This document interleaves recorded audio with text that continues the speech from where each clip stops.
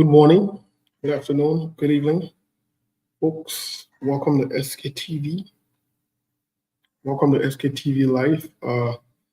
Let me see if I can get the guys from Liberia. Let's see if we can get what his name, Newborn and other folks to join us. Let's share the show.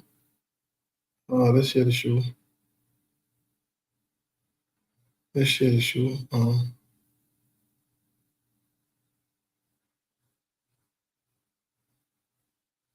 Let's share the show, please.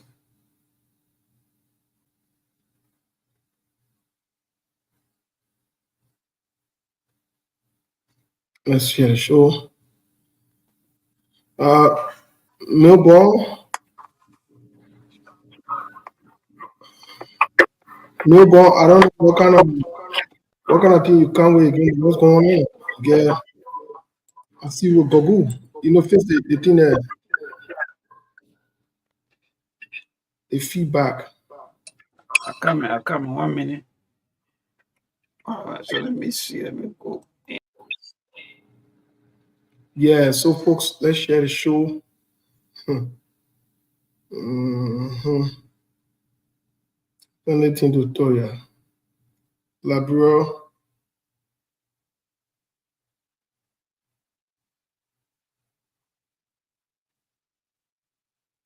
Liberia, I don't know.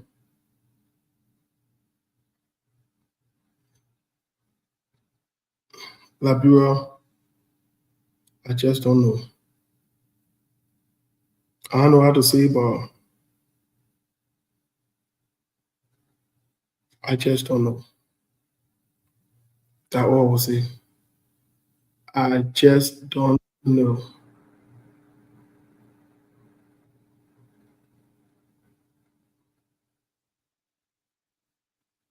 I just don't know. Let's bring Melbourne on. But let's share the show, folks. Melbourne, yeah, I think it is. Folks, let us know where you're following us from. Monk, Melbourne, I just don't know. Yeah, mama. What's up? What's up? What's up? Oh, man, I don't know what I'm going on. Yeah, they want to put me into sunset. By the way, that's the season. When the season is around, there are a lot of jamming of the network, and so many things happen, especially the human traffic and so on. But thank God at least. How everything? How's the sound? How the audio there from your end? Yeah, it looks good. It looks good. Good.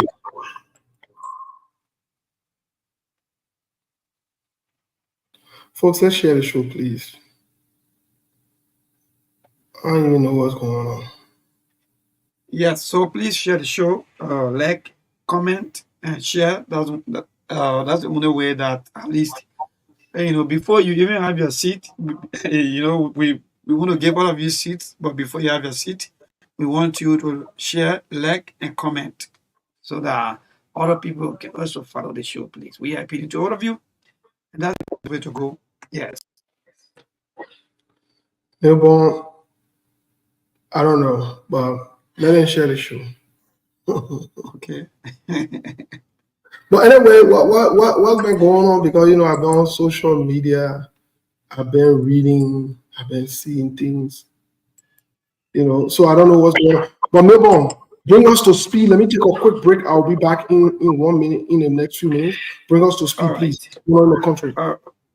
All right, thank you, Steve. And so to our followers, our viewers, and our listeners, indeed, again, today is Tuesday, having to be the 23rd of July. So we have roughly about 2 more days to go, and we'll be celebrating Mama Liberia 177 years of existing, or we call the Independence Day celebration, and that, which of course, Liberians are gearing up for that, no matter what they have or not, the force to celebrate the Independence Day. And yeah, again, today is a wonderful day. A lot of things happening, a lot of things ongoing.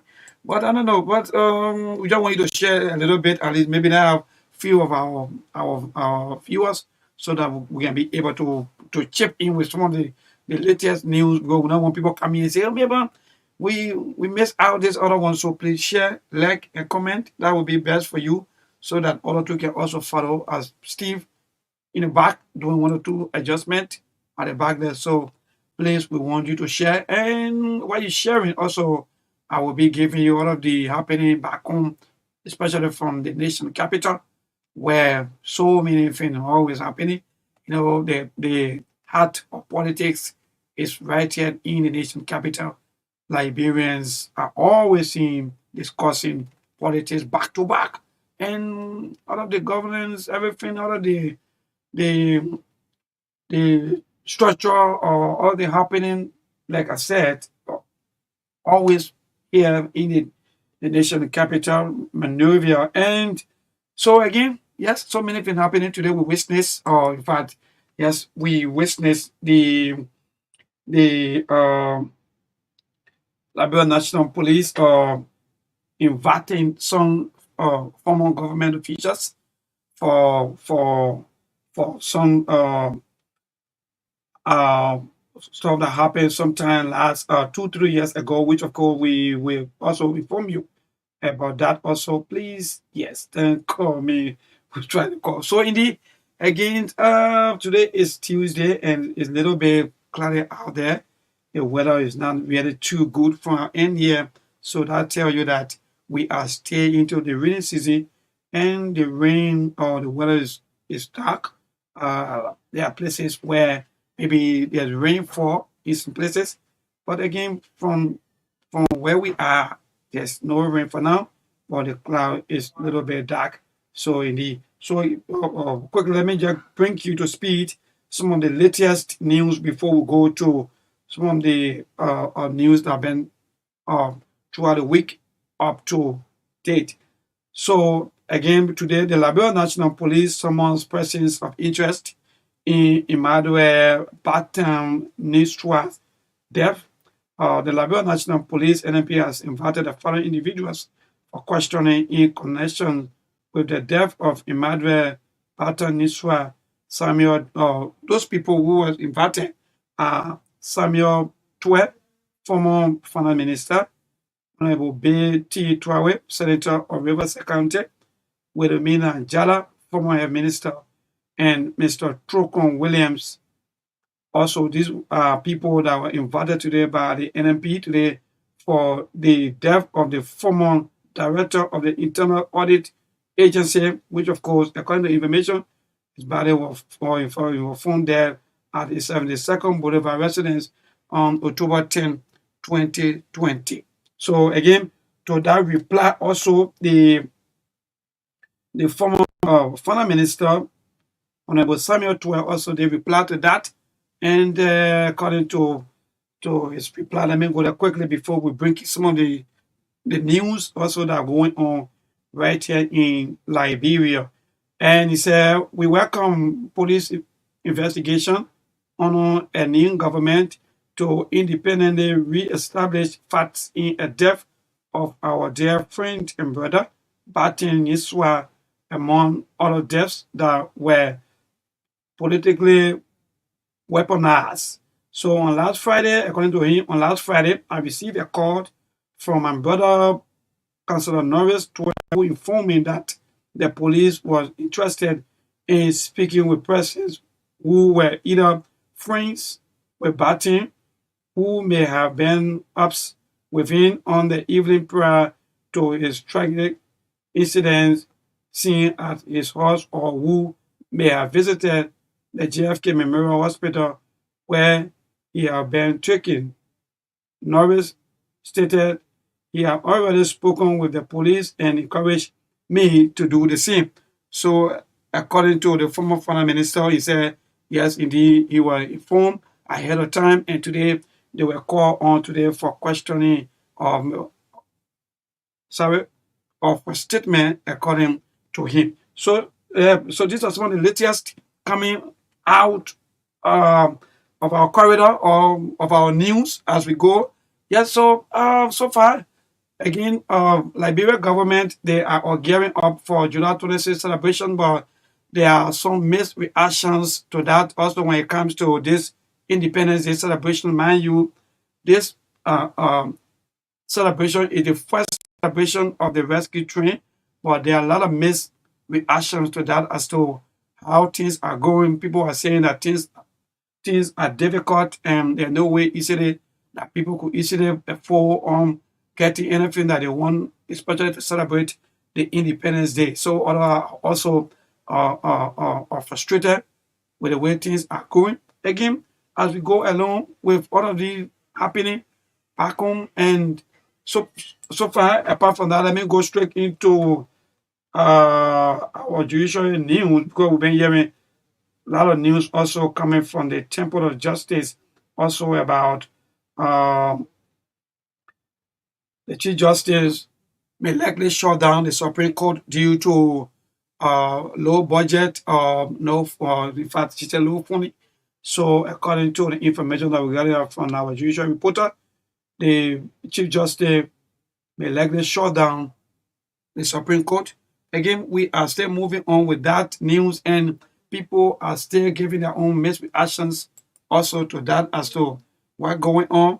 Why will the Chief Justice want to shut down the Supreme Court? And mind you, the Supreme Court is the third branch of government also that are made of the three branches of government for the common good of the Liberian people. So again, there are so many news. Let me check out quickly and bring you some of the happening as we wait some of our panelists. But please, we want you to share, like, and a comment. That's the best way to go. We want you to share the show so that other two can also follow because there are so many things happening, including the news coming from the Chief Justice. I know some of you are very feeling frustrated about some of the news coming out from the Chief Justice that or the Supreme Court which may likely shut down the entire court.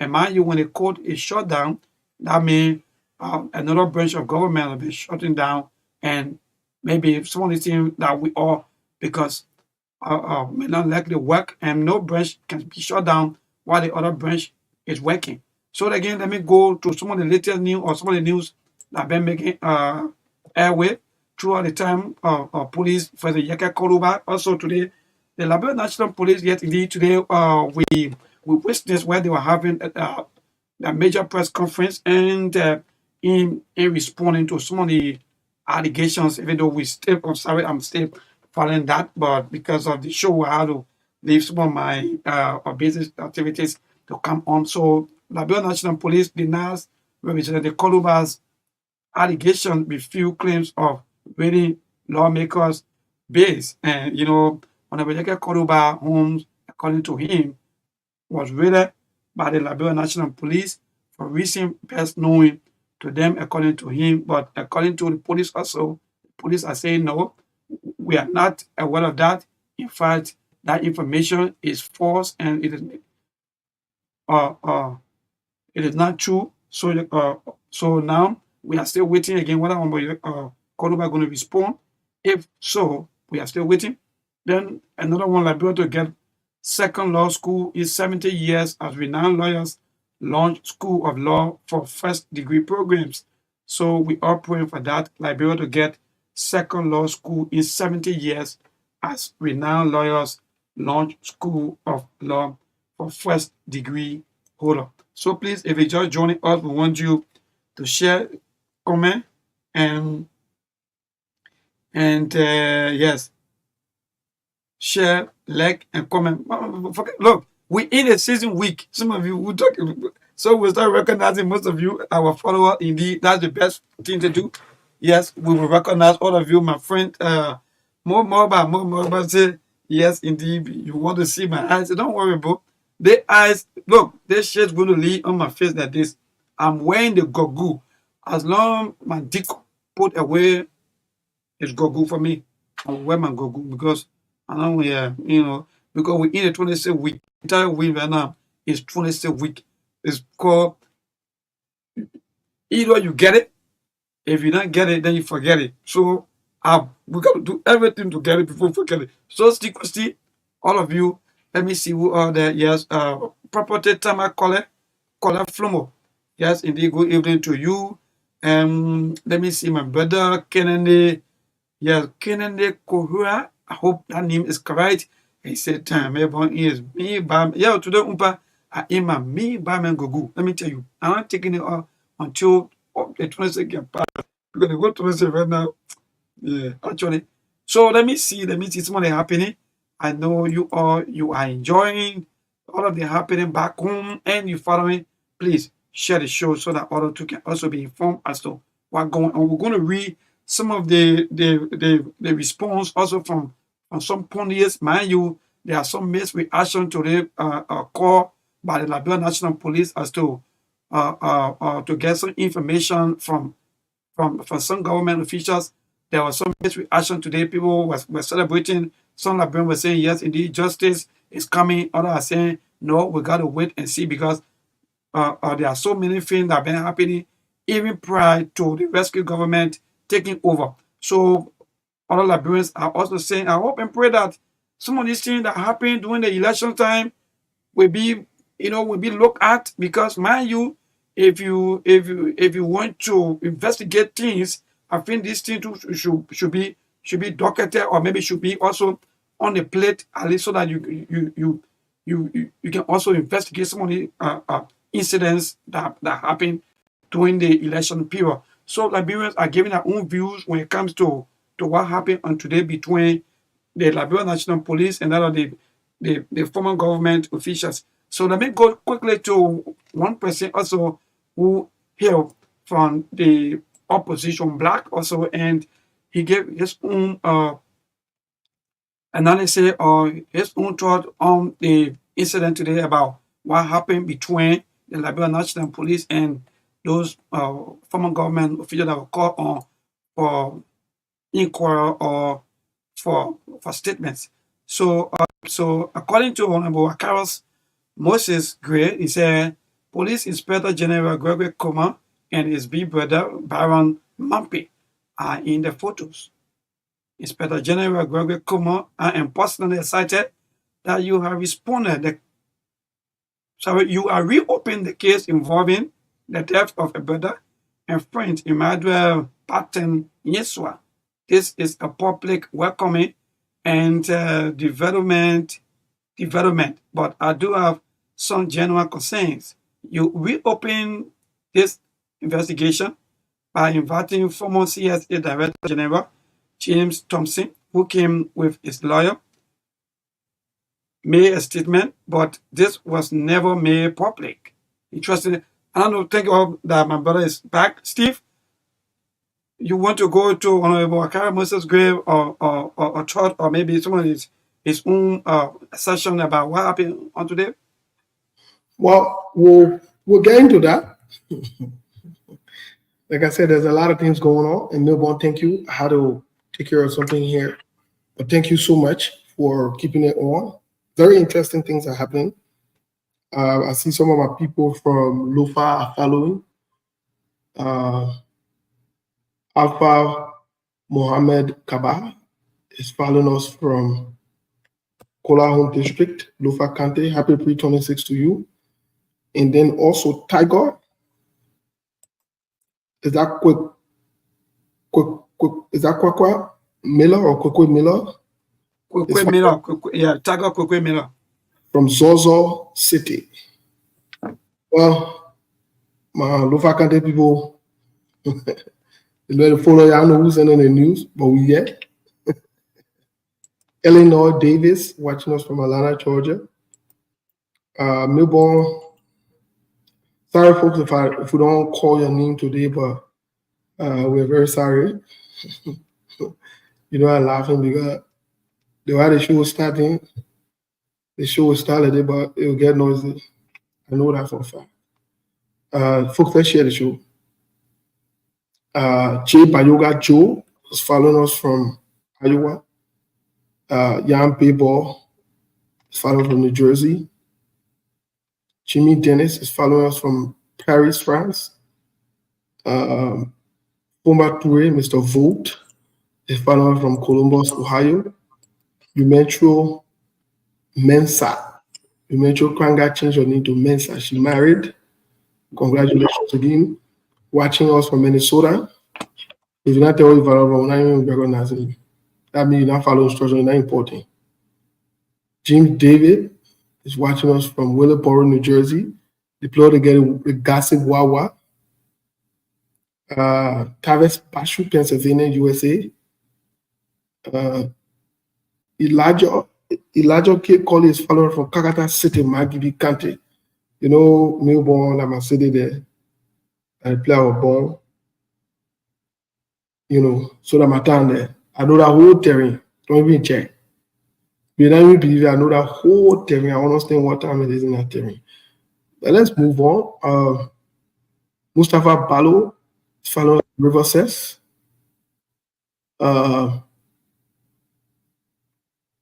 Let's add Monk. Monk, welcome to the show, my man. What's up? What's up, bro? What's going on to the rest of the SKTV crew? Another day. I told you guys now when I'm on the show on the weekend, I want to guess that lucky ticket. Maybe the weekend I will be more regular on the weekend as opposed to the weekday. But when you see me here on the weekday, then you must know I got then something came out that gave me more free time to hang around with you guys. Yeah, you know what? You already know. But how are you today? What say you before we get into the international news just a little bit? I know Melbourne already updated our people, but before we get into the international news, what say you, my man? A lot of things going on. Kamala Harris seems to be creating some discombobulation, some confusion. In fact, you and I were speaking on the phone not too long ago. We saw the entire legislature, both the Senate and the House of Representatives in the United States, the Democrats, they threw their endorsement behind her bigly. As of today, she's raised 100 million. Donald Trump raised 100, I think, and 28 million in the month of June. That's an entire month. For her, in just 48 hours, she raised 100 million. And the momentum in the Tuesday, wait now, my man, wait now. She has already secured, I know you can say something different. She has already secured the nomination that you were worried about. She already secured it. So what is your own story? What is your own problem? What you My own story, the one thing I know, American politics is game theory. I know the real election starts the week after Labor Day weekend. That's when we get into top gear politics. I keep saying anybody can throw their endorsement beyond Kamala Harris. That's why we got the convention. The convention is what legalized or regularized the support that you got on paper. That's where delegates from each of the 50 states go. The same way you get electoral college, and when the president wins on election day, it's not confirmed until the electoral college can go and cast the ballot. There are so many things that could go wrong. But, you know, the excitement, I know, Democrats, I know, I keep saying it, they control the media, they control the narrative. They told us that Kamala Harris raised, I think, 100 million for the 8 hours, but they never told you that it was the combined effort of the DNC and other super PAC that threw all their money, the remaining funds from Joe Biden, the kind that will be rolled to her. So everybody say, oh, Kamala Harris raised 100 million. I was like, if Kamala Harris could raise 100 million, she ran for president. Nobody donated a dollar to her campaign. So this myth, how do you call it? Vice president now. So you said this hyperventilation that you guys keep putting out there. We will see it when the dust settles. I know American politics, maybe after a week or two, because it's new that when they got fresh news. So everybody got it hot. But when the dust settles, we'll see where Kamala Harris stands. Because I know Democrats knew that Joe Biden were never capable of running this country from the cognitive and the health standpoint, but they kept it because there's a game plan. Democrats knew that if you put Kamala Harris against other competitors in the Democratic Party, she will not even finish in the top 10. So maybe they drag it out to this stage, and then you can say, oh, Joe Biden is not capable of running. So all the resources and all her endorsement, you can just roll it over to Kamala Harris. Because when you leave her on her own, I don't think she can even say win. And then, I mean, she will, in her own party, I don't think she can finish the top 5 candidate. But we're still looking. A lot of things can happen.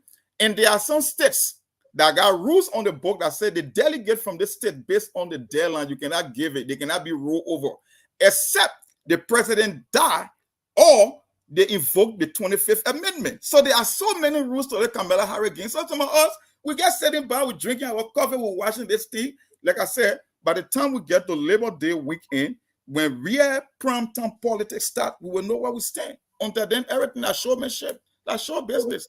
So you are saying he has not claimed she has not claimed the nomination. Oh, yes. Because I hear the Speaker of the House other people saying that they will go and invoke the other one, they will invoke the other one. That's What the if, rule. what if fear, but what if panic? If you're not in There's front no of people, fear. There's the rules. no, There but is if she no nobody, fear. wait now, but man, wait me ask you a question. Like you will answer. If she nobody, if she zero balance, she nothing. Why you won't invoke rules? Why you won't invoke? They won't invoke that one. What? If you are nobody? Yeah, why you won't invoke this one and invoke that one? I keep telling you, I say America is a constitutional democracy. It's a constitutional republic. There are rules that govern this country. It's not about your sentiment. It's not about your emotion. It's about the rules. Every state got their own electoral law. Some state got their land. Even when it comes to registering to vote and casting your ballot, or whether you're doing absentee ballot, there are dates on the calendar. There are rules that you must play by.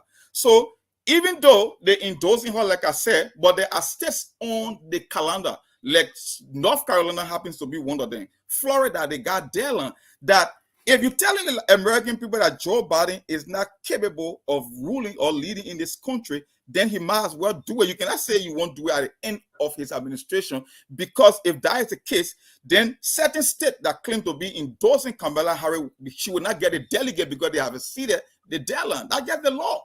Well, at the end of the day, she will be the nominee. She will be on the ballot. Oh, good. And you know that for a fact. You know that for a fact. That she will be. We can say all these things. We can go around in circle, whatever it is. She will clinch the nomination. She will become the leader of the party and the presidential candidate. Now, for the election, if she will win, for me, I can't rush to say it yet. I will have to wait for the next few weeks to see if this momentum, euphoria, or whatever it is, will keep on, like you said. That right? Yeah, if it will keep on, that I will have to agree with you. But in terms of keeping a what it called, she will definitely become the nominee. That you know it will happen.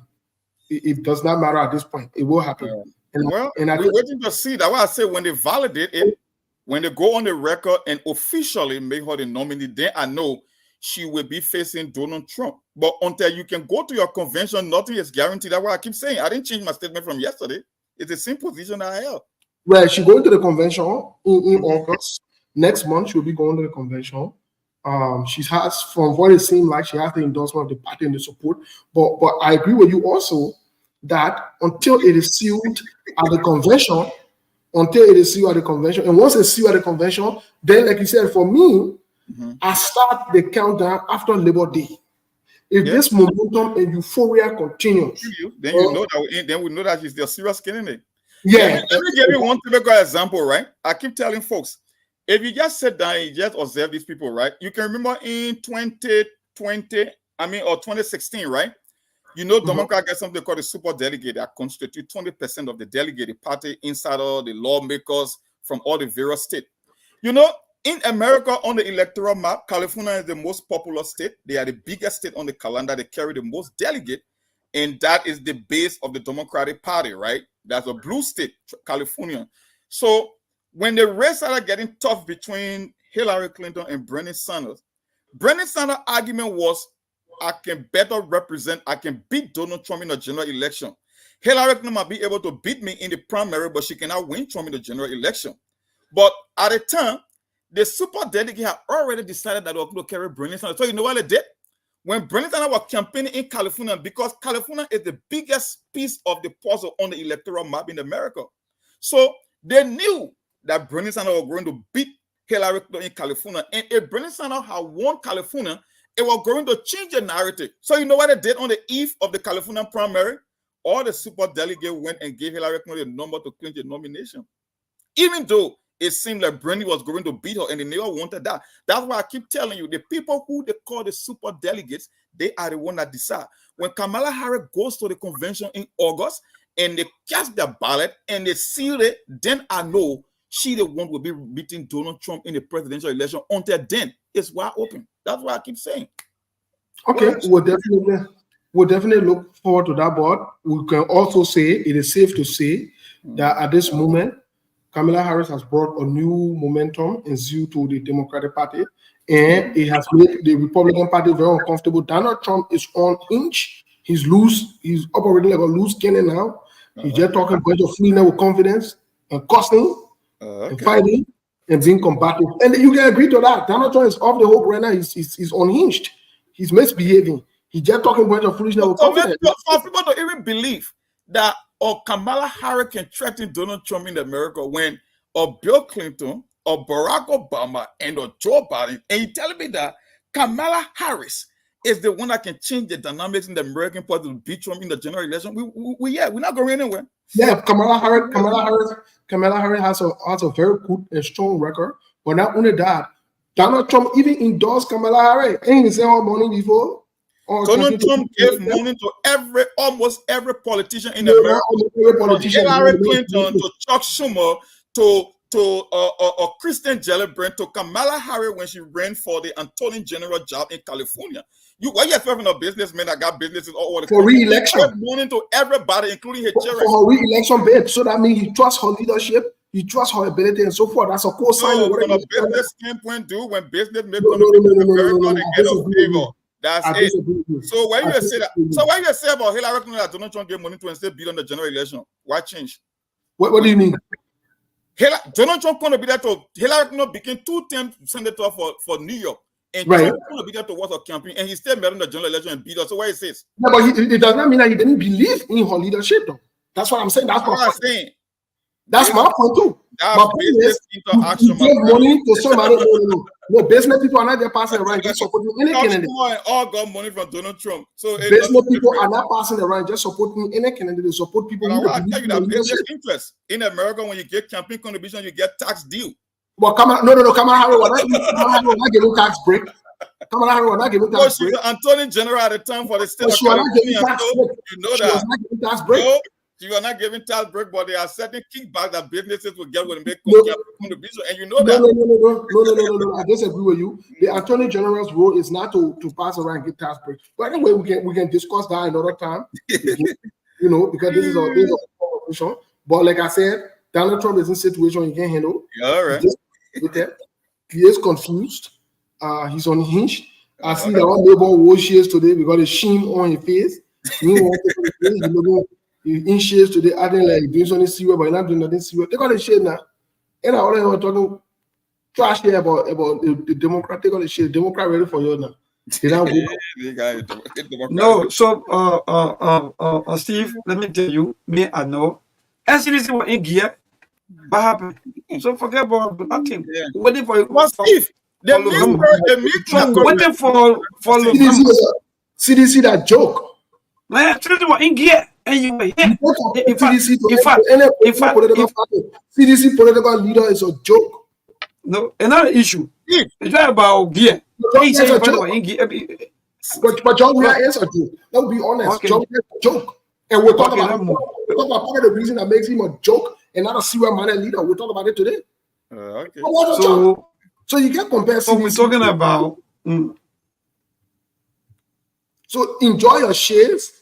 I know you had in your face that shame doing you. Yes, no, I'm going to wear the shades up to 20 because we in the one for the 7 years. And before you see my eyes, something, So, but man, I wouldn't want to. We take it up. We push it on your face. They see me at the airport saying, "Oh, I sit down on the map. You will pay the money." Good. Oh, so now you coming to be now, right? The story that a lot of people don't pay attention to or not pay attention to was this software glitch that shut the whole global infrastructure down. And people, I want to say the media in this country, like if you follow them, you will just be like a zombie because the story that they sort of concentrate on because they pick and choose when it comes to information. Are you aware that people are still stranded at airport in America almost 72 hours? Yeah, Delta CEO had to come and provide. And told the people sorry. That's why I can tell you, every election cycle, there are things that will happen. There are moves that are made globally that can change the electoral landscape. And nobody is asking who's behind this software glitch. Nobody is even questioning the company that behind it and their history from the 2016 election. But we're leaving for that. At America, we got to keep quiet and watch. But what do you suspect is happening? Because we saw the COVID 2020. Yep. Which Donald Trump overlooked and downplayed, which became detrimental for him to some extent. What do you think? Well, they want the average American voter to believe that because CrowdStrike, or Ukrainian-based company that got a headquarters in Texas, that because of a software update on Microsoft operating system that brought the entire global infrastructure down because it was failed worldwide.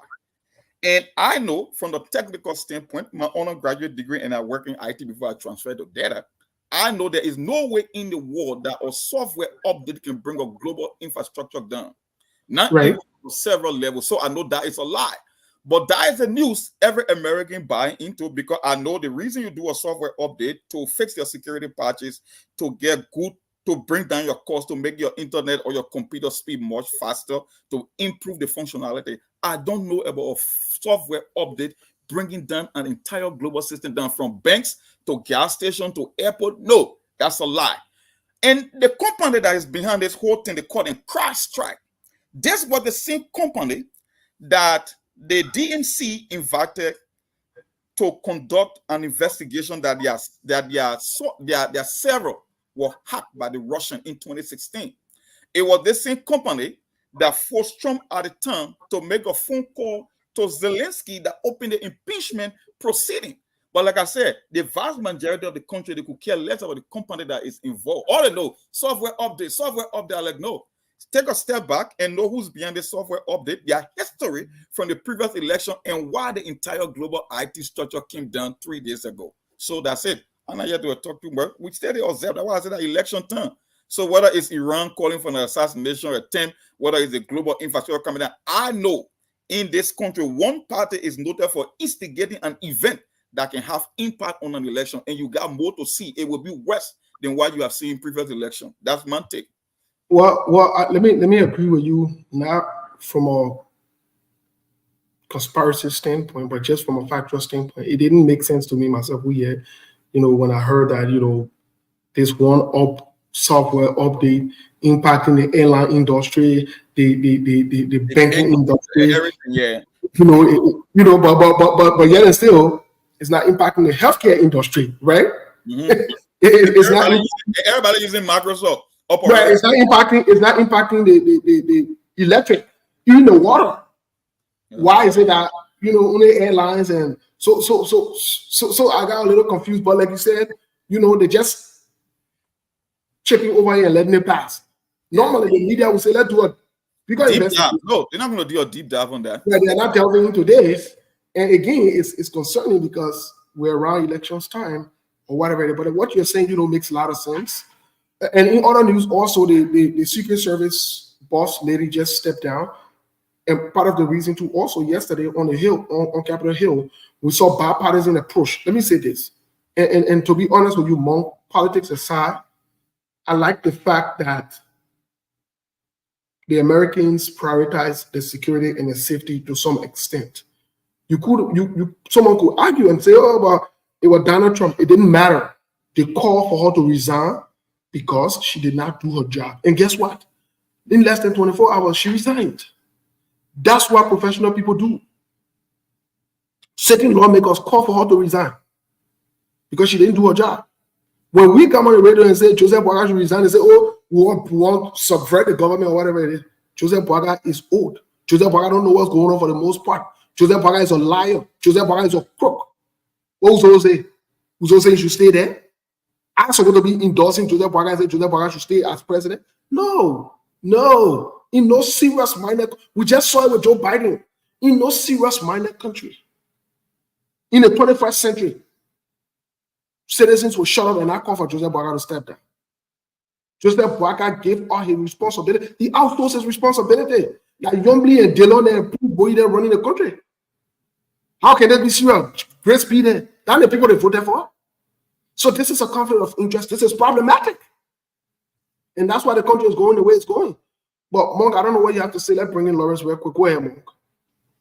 Concerning, you mean what happened in the country? Concerning the what? Yeah, I'm saying the Secret Service boss lady just stepped down. Oh. She resigned today after a huge conversation yesterday on Capitol Hill. The senators and the representatives, they called her to step down. There were no, oh, we forgave you. It was a mistake. It's a pattern. There was nothing such a pattern because that's not the role. The role is to make sure they correct the mistake, create check and balance. The person don't do what it's supposed to do. They tell you to walk away. They fire you, tell you to step down. She stepped down this morning. What say you? Well, for me, I listened to the investigation yesterday. I told you guys even when I came on the show that I spent all my time on. I listened to both sides of the argument, the Secret Service boss, and they said it was a rookie mistake because it put the country on the edge. Worst case scenario, if Donald Trump, you know, America have a history of assassinating president or attempting to assassinate president. It happened to Reagan twice. It happened to JFK, and people were saying a 20-year-old shooting from such a close range to a campaign rally, at a campaign rally, and they did assessment. They are security threat. You know, whenever a presidential candidate go into an area, they do an assessment. They send an advanced team, and that particular target was so visible that even a regular president with a security background could detect that it was a risky position. And matter of fact, the people at the campaign rally were even calling law enforcement when they saw him on top of the roof. The videos are there. So you cannot play politics in certain instances because, look, like what I keep saying, there is a difference between American politics and African or any other third world country. Yet the people know when to play politics and they know when the country's interest is at stake.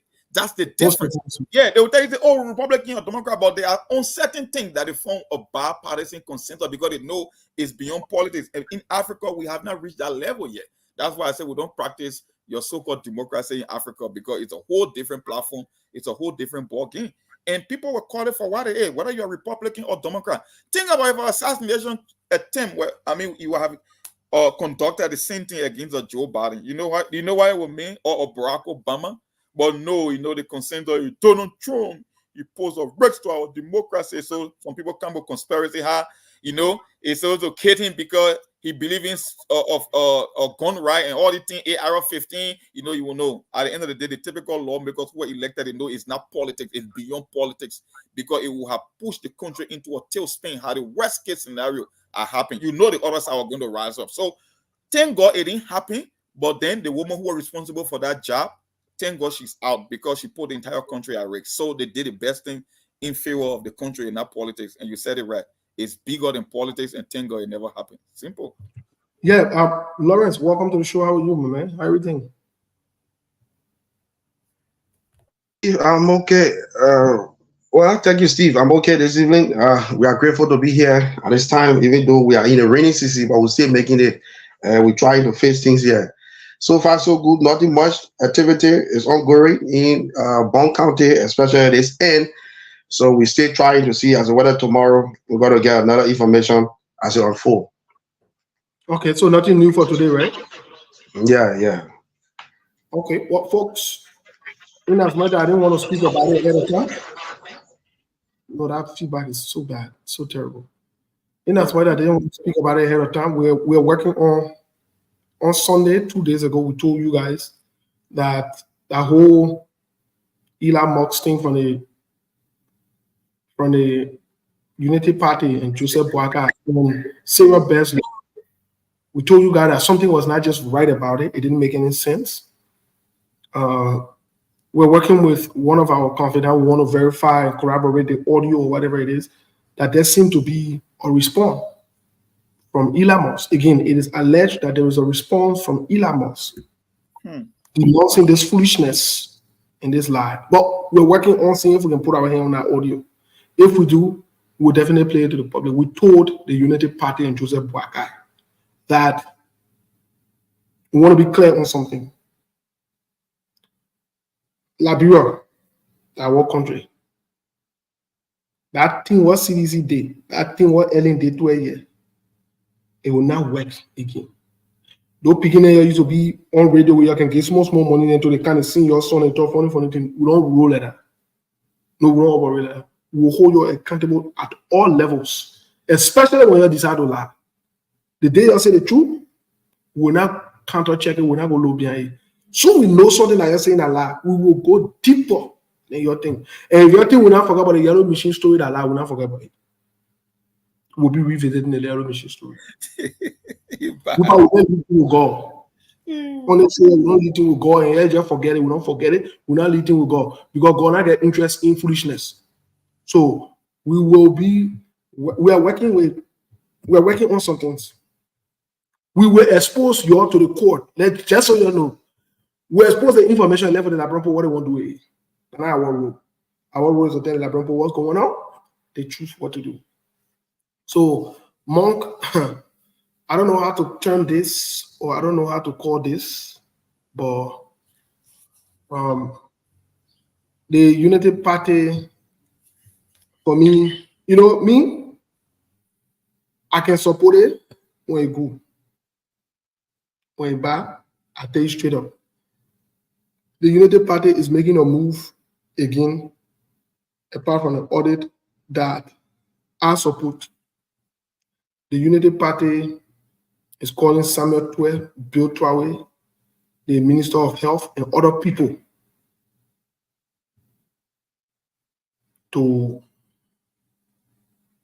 for questioning the police. They will saw the communication. Mark, what is your overall impression? What say you? For me, every time I come on this show, I don't do too much your typical politics. I don't like this whole thing about emotional blackmail or playing games. We all want a better Liberia, but I know politics is a contact sport. It's no love fest in politics. If you want to be the nice guy, if you want better character, then go and be Mother Teresa if you want to, because it's politics. There was a premise, there were certain premises that were established before the election when it came to those auditor death, when it came to audit. Those are the platform, those are the things that Joseph Boaga wrote on his way to becoming president of Liberia today. Those were the pressing issue that you can have auditors there dying randomly in the midst of an investigation and an audit. The whole thing of an audit is now a screen shame. There have been audits that were conducted, but they've been sitting on the docket, and nobody wanted to go after this audit. And the one thing people say, yeah, okay, Joseph Boaga is as equally as corrupt as the previous administration, but the one big mistake the previous administration made was they never went after the people before them. And I won't sit here to believe that Joseph Boaga is going to implicate himself, even though I'm of the conviction that he doesn't have clean hands and he's equally as corrupt as the previous government. But guess what? There are consequences in election. When you win an election, they are giving you the mantra of authority. When last you saw in Liberia that a certain party invited the other losing parties to talk about budget? No, they are the one in power. They control every level of government. So they will play politics with it. I told you from the beginning of this show, the last time, I said, when you look at the audit, you look at the three areas that he got prioritized when it comes to audit: the EPS, the NSA, the central bank. I said that alone is spell politics for me, because those are vulnerable institutions that Steve Warnock could even go there and be able to indict people because they know where the bodies are buried. Don't forget, Unity Party were in power before they came back to power. So they know they were the one that set the platform for CDC. Everything that CDC did in terms of governance, it was orchestrated by Unity Party. So CDC only did copy and paste. So what make you think if we bring Unity Party back, they won't be able to go after CDC? Let me give you another case in point. You can remember when Charles Sirleaf and Milton Weeks, when they put hang on their hand and paraded, then they screened in their orange jumpsuit. When I saw that news, I laughed. I was like, you think that those guys that been at the central bank for years, that know the inside and outside, you're going to implicate them? What became of that case? It died a natural death, right? It's the very simple thing. So for the fact that George Weah refused to go after the previous government and Joseph Boaga is in power now, Joseph Boaga will not implicate himself. He won't implicate his official. He will go after George Weah full court press. And that's what you see happening. You wait and see. It's not going to end anytime soon. They will go after them because he believes he's fulfilling his campaign duties and responsibility, and that's why he promised the Liberian people. And now that he's giving power, trust me, it will be up to the next president to decide if he wants to go after Joseph Boaga and his cronies. But for now, they are the one in authority and they won't implicate himself. I maintain my same position. Thank you. Thank you, Mark. The show as well. Mr. Kenneth, welcome to the show. You're muted. We didn't hear you, Mr. Kenneth. I said thank you. How you doing?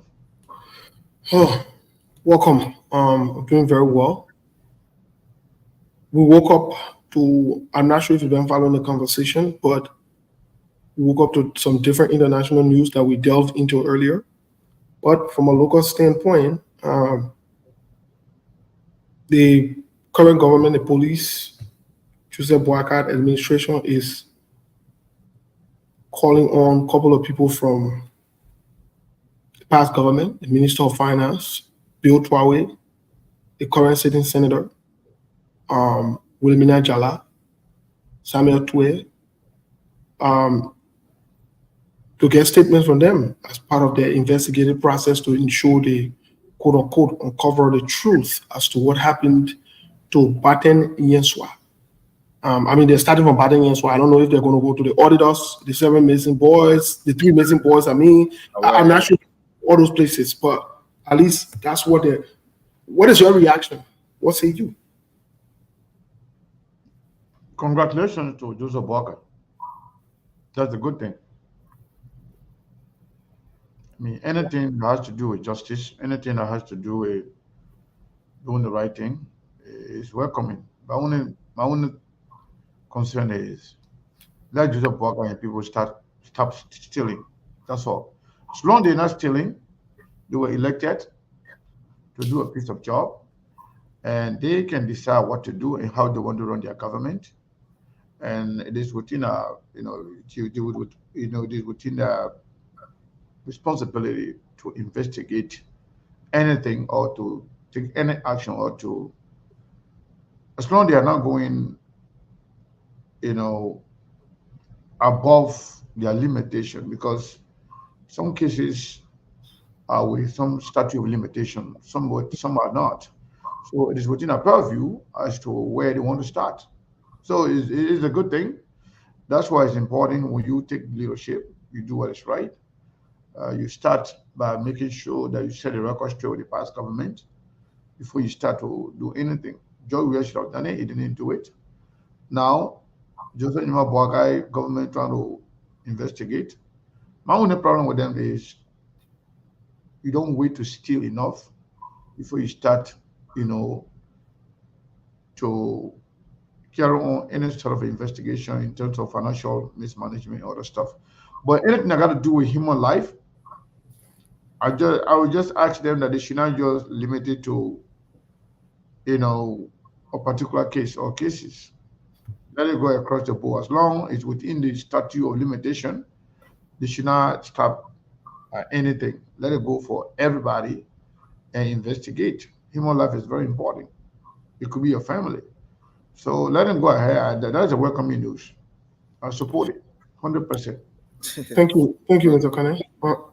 Monk, you want to say something before I hear from Lawrence and Milburn? No, I mean, Mr. Kahneman said hold the same position. I mean, it's a welcoming news. They ran on those ideas and people, they were the most important thing. The only thing the Liberian people wanted from Joseph Boakai, if he followed the election, was accountability, accounting for those missing boys, those auditors, because it's very strange in our politics that people can just die. And when it comes to auditors, they're not only limited to Liberia, they got international organizations as well. The international community were even attracted. I mean, they even put focus on that story because auditors are people who supposed to keep the society also in check. I mean, from a financial standpoint. So for 6 of them to just die within a relatively short period of time. So if the president is going after them, that's a welcoming news. But I know, like I said from the beginning, they are not going to implicate themselves because the Weah administration did the same thing. But you can remember when the central bank story, right? When they brought in the Cross report. You know what happened in the Cross report, Steve? They before we can print money in Liberia, right? Our lawmakers supposed to get the central bank that authority to print money, right? And they print 2 batches of the Liberian dollar, right? They first printed 5 billion, but then the board of governors and the central bank decided to print additional 10 billion Liberian dollars, and they were never given the authority by lawmakers. That was the crime. But you know what those guys did? They said, yeah, even though the Constitution says that we can print money only with the blessing and advice of the lawmaker, but there are under certain circumstances, economic monetary policy that states that under certain circumstances, we are still capable of printing money without the approval of our lawmaker. And you know what the Weah administration did when they went to court? When the Cross report came in, they withheld information that they never knew that Crane International, the Swedish company that printed the money, how their documents enroll. When the people went to the court because they wanted to lie on the printing company as well to cover their own tracks. But guess what? They never furnished the court with the right information to conduct the investigation. That's why the Cross report was inconclusive, because George Weah himself was never going to implicate himself for the CDC-led government stealing from the very same central bank. So Joseph Boga, they are doing the very same thing that they did too. I will investigate you, but I'm not going to incriminate myself because we are all guilty of the same crime, but I'm the one in power right now. So I will use my power. Same thing, same game. Okay, thank you so much. Melbourne, how do you react? I know you and Lauren decided where she is today. I don't know what's going on. Yeah, they could have had meeting too. Yeah, so again, thank you. For me, I think that's a good start. Like Stable Monk said already, that's a good start. The only thing is we don't want it to be like political thing where we'll be seeing only a few people that will be called for questioning, why people who are seeing vividly in videos, they'll be moving about freely, and that will be wrong. So again, we want to use this time to appreciate the government to the police, but we want them to be robust, and we want them to always give all of the information out to the Liberian people. Because mind you, there's this tendency of after 1 week, everything will go down like nothing happened. So we don't want to see like after a few times and everything go down or maybe everything go behind the horse. No. So let them continue to inform the Liberian people as to who are those people that have been called up and what the reason that they were called for. And after that, after a certain time, how far the investigation gone. And after that also, let us know as to who are those people that will be maybe responsible for all of these deaths or the people that lost their life. So, but we don't want it to be the political something where other people will be relaxing while other people are going through investigation. No. So thank you so much. So far, that's my take on that. Lawrence, what say you? Steve, we are happy for the news this afternoon when it broke up. We were discussing it in our various corners. Let me tell you, Steve, we hope and pray that those names are calling for questioning, other names should come out at least so that the country can be able to, people can be able to live freely, Steve. Because the issue about the rampant killing in the country is too much. You wake up in the morning, you get different news again, different news. So the police, I must appreciate them, at least for the step. We hope and pray that they will continue it because those were the messages that were flying around during the campaign. They were in the music. Cyclists were playing it around, all around the charging booths. They were playing those songs. So we pray that the government should take a bold step, actions to see how best we can live free in the country. If we can let us say, door open. Those are the things we pray for. For me, I support the police in the idea. I'm 100% supporting the police. So watch and see what's happening next. Okay, we'll watch and see what happens next. My take, like I said, anything that has to do with accountability and justice, I'm for it. Even if some claim that this is distraction from the Unity Party stealing, let me say this. The thing what President George we are going to do, if other people doing it, I will appreciate it. And it's sweet for George Weah, CDC, Samuel Tue, and the rest of the group. Because all of y'all sat on there. Allegedly, you had a report on your debts. You decide to not act upon it. I'm not going to call this witch hunt. I'm going to call this accountability and justice. And when you have point from y'all go say that. You're not believing the rule of law. You're lie to the Liberian people that you're going to come and bring the rule of law. When you came to power, you're making a gentleman agreement. And John Weah used to be talking funny thing. When we told him, all of these people, you're not telling the president what to do, and our government and the CDC government, they were only hell bent on stealing and corruption. So guess what? Let's say and your honest show say we can support Joseph Boakai, we can support the Unity Party. Okay, today we support the Unity Party. And we agree with the Unity Party 100%. There is nothing wrong about this. Also, we're not become Unity Party partisan. We on SKTV, we just say the play the true air. Right? But Mr. Kane, let me answer this question. because we have not heard about other things in the country, other mysterious deaths and so forth, right? But then yes, when the death came later after the first two auditors, when President Joe Weah stood in the church and said things that were inappropriate on the pulpit, Yep. which I found it despicable, and I thought he disrespected our own religion that day when he said the people when he said on the pulpit that day. But is this selective, or should we expect more, or what is it? So let me say this.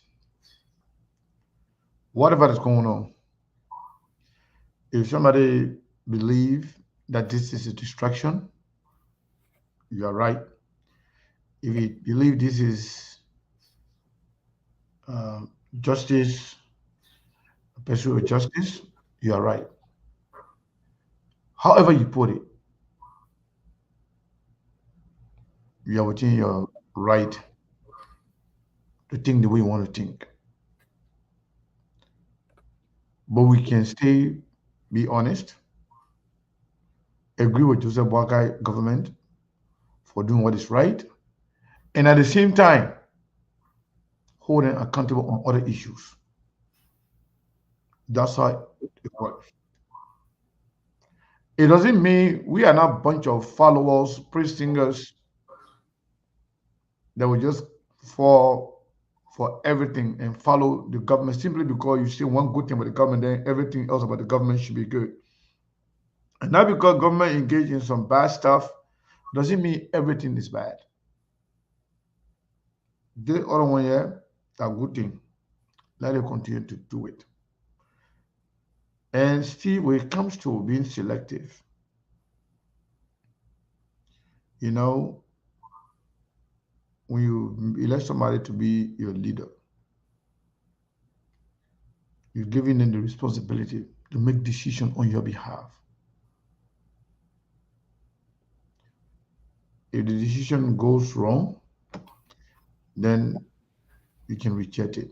But in making the decision, you give them that responsibility. Joseph Boakai and government, they got the right to investigate any case based on how they see it.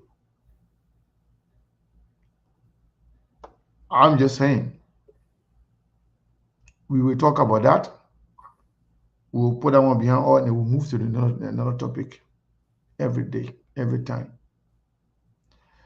Just yesterday, we were talking about this. We told you, say, the whole, the whole idea of this about government coming with some audit report, they coming with this, they coming with that. I said they will jump from there, you're going to go to something else, and something else, and something else, and something else. We have hundreds of stuff going on in the country, but we can chew gum and walk at the same time. We will not forget the yellow machine business. Yep. We will not let the topic go. And Liberian people who are saying that Joseph Boakai is not capable of running the country, they believe Joseph Boakai is incapacitated, we will continue to highlight their view, their opinion on a daily basis. And if Joseph Boakai cannot stand on his own without injecting a steroid in him, if Joseph Boakai can sleep for 12 hours, we'll still talk about that. Yep. It doesn't mean that we will agree with you on one thing, that means we are forgetting all the other bad things that you did. No. So if Joseph Boakai they decide to weaponize the justice system, be selective as to where to go and how to do it, we'll talk about that too. But we'll not say, it's a bad thing to go and start an investigation on past cases that other people, could not take care of. I want to know what happened to Adolph Lawrence. I want to know the driver. I want to know the owner of the truck. I want to know.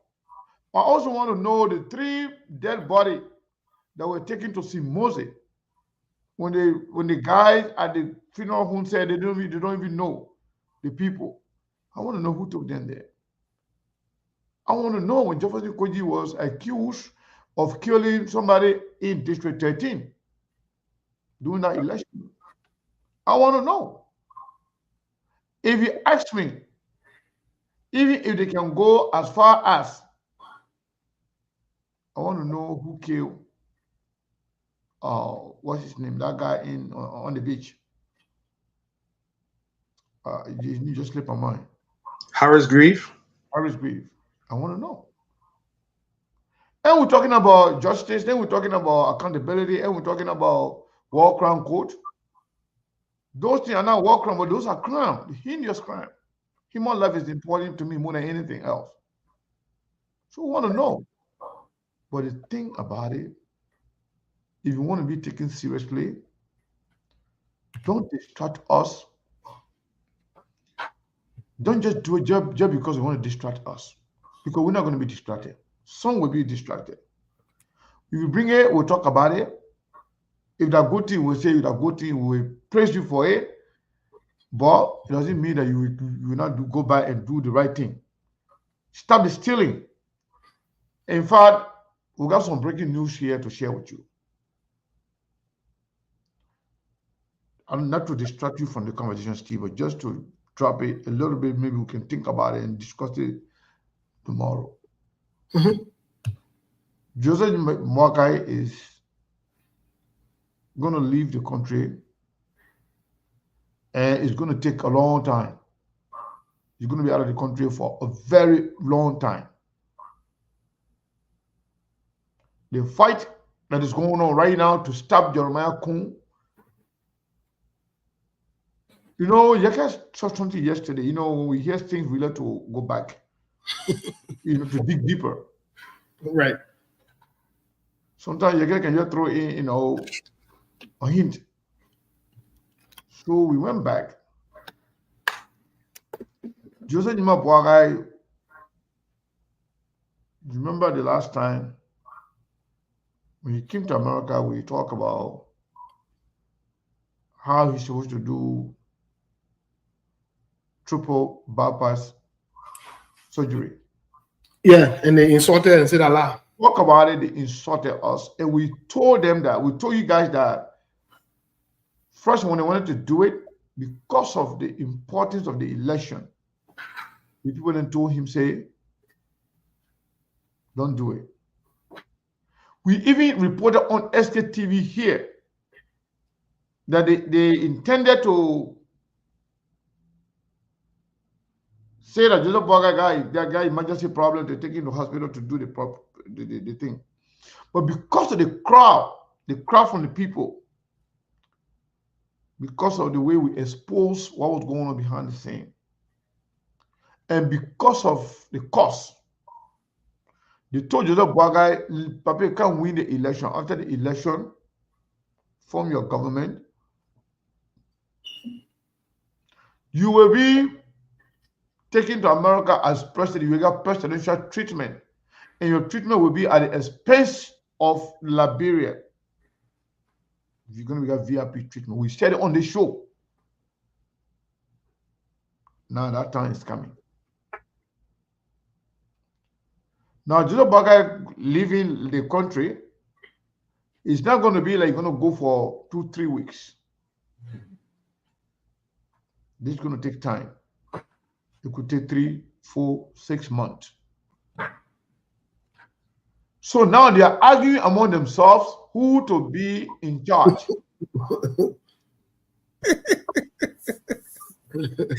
Oh, God. So they are arguing among themselves who to be in charge. They said Jeremiah Kun will never be president.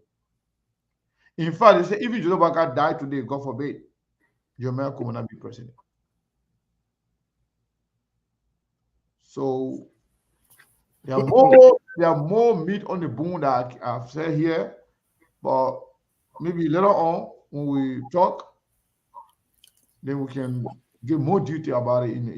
So before you go to Steve, Mr. Cannon, what you are literally saying that this defines that by no circumstance or by any means that Jeremiah can become president. So technically, the so-called rescue team lawmaker, they are the one pushing for like a constitutional crisis or to bring chaos in the country, because I get what it means. Yeah, and let me tell you the funny thing. Hold on, Honorable Kolba is calling too. Oh wow. Honorable Kolba, hold on just a second. Let me just end my statement. They also said Sylvester Grisby can be, because it says Sylvester Grisby the ANC. Now come support. And Sylvester Grisby is the Minister of State for Presidential Affairs. But right, the president leaving the country, he's supposed to help the government so long the president is in good health. When the winter time, the vice president can take over when the president is incapacitated. And the condition that Joseph Baga is about to undergo, not only that he's going to be incapacitated, but he will be clearly unable to do anything or direct anything, or answer, because they've been doing it behind the scene. Joseph Baga never been doing anything for the country. They've been doing the work. But if Joseph Baga is clearly this time around in a situation where you can return to the country in a month or 2 or 3 or 4, that would be a serious problem. Or else they can undergo the process, the recovery, the problem to fly after the kind of process, to fly for 10 hours or more. That would be a serious risk to his life. So the best thing is to have it, stay here, go through the recovery process. It is something called rehab. When they do it, the me play, after a week or 2, then they'll take you to some area they call a rehab center, where you will recover. Some people can stay there for 2 months, 3 months, 4, 5, 6 months, depending on your condition, your situation. But when we talk here, they say we doctor. We talk here, they say SKTV killed Joseph Boakai a long time ago. We are not doing anything. We want to report the facts. If you can't come to the people and tell them the truth, we always come and say the truth to the people. So I will go back to you guys. I'm gonna respond to some phone calls, and then I'll come back. Well, thank you, Mr. Kane. Some of these things sound funny to some people who, or it sounds like, oh, they're not coming again with a Joseph Boga fake story or whatever it is. Okay. One good thing I know, the truth is the truth. And when this happened, I hope the same way you're dismissing it, you'll have the same energy to come back and, maybe apologize. And to those of you who are skeptical or whatever it is about it, maybe you should woman up or man up. Because when we start calling some of you out with your funny faces, then you will say, oh, y'all can be disrespectful on the show, and y'all can be like that, y'all can be like that. When you don't know something, it doesn't mean that that's not true. For example, if you never sat in a plane before, and somebody who sat in a plane tells you that, hey, when you sit in a plane, it can take you from one destination to another, it doesn't mean that that's lie. But again, we always got some people who are naturally skeptical. That's fine. It's okay to be skeptical. It is okay to be skeptical. But when your skepticism are proven, then at least woman up or man up and, come to it. But again, let's say who said from the beginning, we definitely, when the government does what is right, we'll commend them. We'll do that. We're not praising us. But if the government is proceeding wrongly, we'll also call them out. So today, we appreciate Joseph Boakai, President Joseph Yuma Boakai, for taking the initiative. So Steve, courage to Steve, yeah. I'm sorry to cut you off. Honorable Kolba is on the line. He said he got some breaking news to share with us. Sure. Let's hear from the honorable man. Are you there? Hello? Let me say good evening to Steve. Yeah, are you hearing me? Yeah, we can hear you. Okay, let me me say good evening to Steve, Bong, Brazilian, all of you people on the show. Lawrence, Lawrence here, yeah. Lawrence here, everybody and here. Lawrence, and all of you people on the show. You know, all the thing we're doing so, I told you people that Joseph Bong coming to leave for a longer time, and that information is 100%. So all the thing we're doing so, according to my source, the chief of staff, the director of police, and 102 were in a meeting today, how to collaborate when the actual information come on the incapacitation of Joseph Walker, how they can work together to stage this coup according to my source. They were in a meeting today. I said Gregory Kuma, Nelson Freeman, the chief of staff. Hey man, the line is jamming up. I don't know. Are you hearing me now? Yeah, lots of somebody calling you. Go ahead. Yeah, you know what call? You hear me now, right? Yeah. I want you to start all over, please. Okay, and the reason why they left Prince Johnson, or which is the NSA boss, is because Prince Johnson, for the caliber of international training he got, the partners were not allowing him to get involved. So for him to agree with the kind of situation, it would not be according to my source. So the meeting we're here today about Nelson Freeman, 102, Gregory Coleman, Director of Police, and the Chief of Staff, according to my source, my reliable source. So the meeting was all about Joseph Boga leaving. If he don't come, how can the mission be accomplished? So the three group of people have decided to work together because, Nelson Freeman has some problem with CDC before, where was CDC came to power and said he can't work in the government because he shot somebody to the party headquarters. And Gregory Kuma was working with George Weah, and he was sacked by George Weah. So they say so many people got crossed for the people who can use them and we can accomplish what we want to accomplish according to my source. But second, we are receiving the information and we are informed. I'm going to call a meeting with the opposition political parties. We need to stand together, have a united front to ensure to have a fallback position when anything happens. Because we need to have a fallback position. The whole thing is clear. It's 100%. The mission is clear. There's no turning back. So they're having further meetings. And the next meeting will be on Saturday, where this time around we'll have Steve Zago in the meeting. Because according to our source, they are bringing in a lot of arms. Now you see Gregory Como keep going outside the country and coming back according to our source, bringing arms into the country for that mission.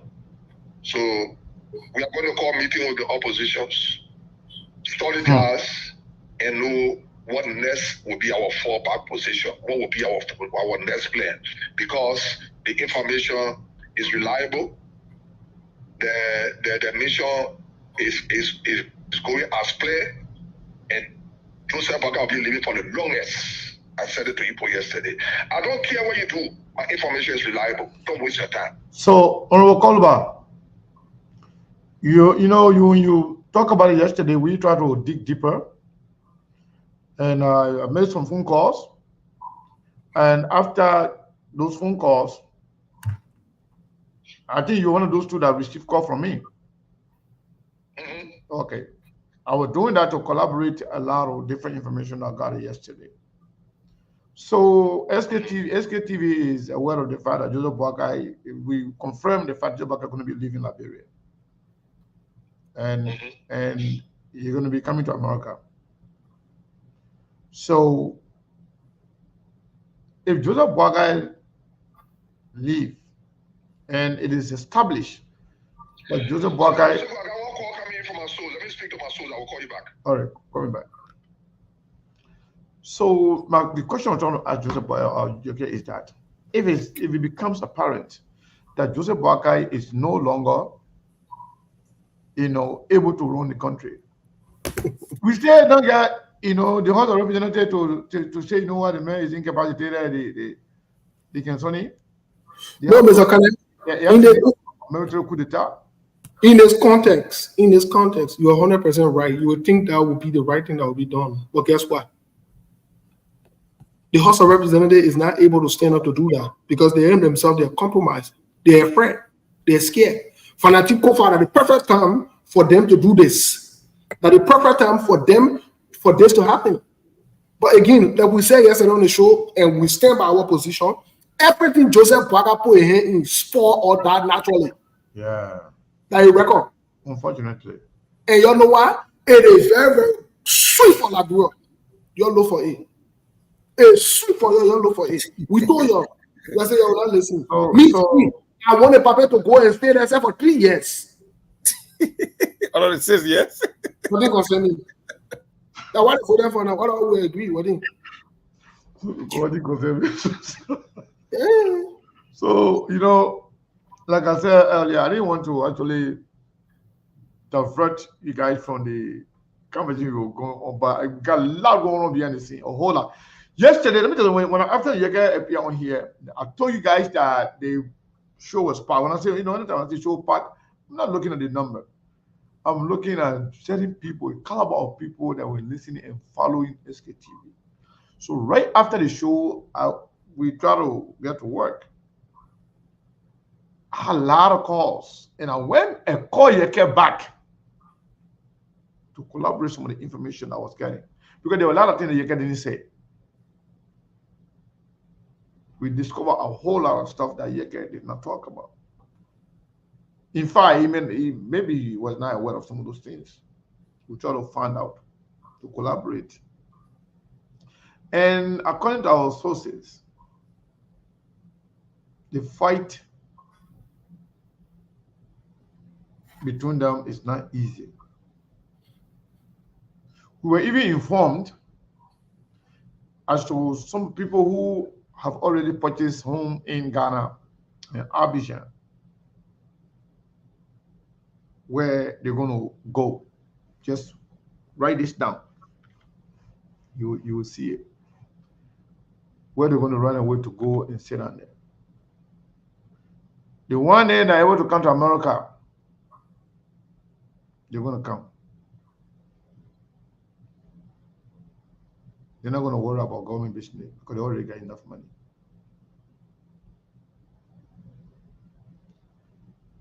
If they get along, then they don't know how Jeremiah Kun will perform. And they are saying that Jeremiah Kun is heartless. That's what they say. That's exact word one of them told me. Jeremiah Kun is heartless. Jeremiah Kun is ungrateful. In fact, we were informed yesterday that Jeremiah Kun been trying to get close to George Weah, to get CDC supposed United Party is going completely against him. Jeremiah Kun be talking to George, but George Weah is finding it difficult to forgive him because he betrayed George Weah. A lot going on, Steve. Mr. Kane. A whole lot. Mr. Kane, let me say this. You know, and some of the things that when we say, people can say this. Before we open the line, or before Yeke comes, Yeke comes back, let me just say this. Jeremiah Kun,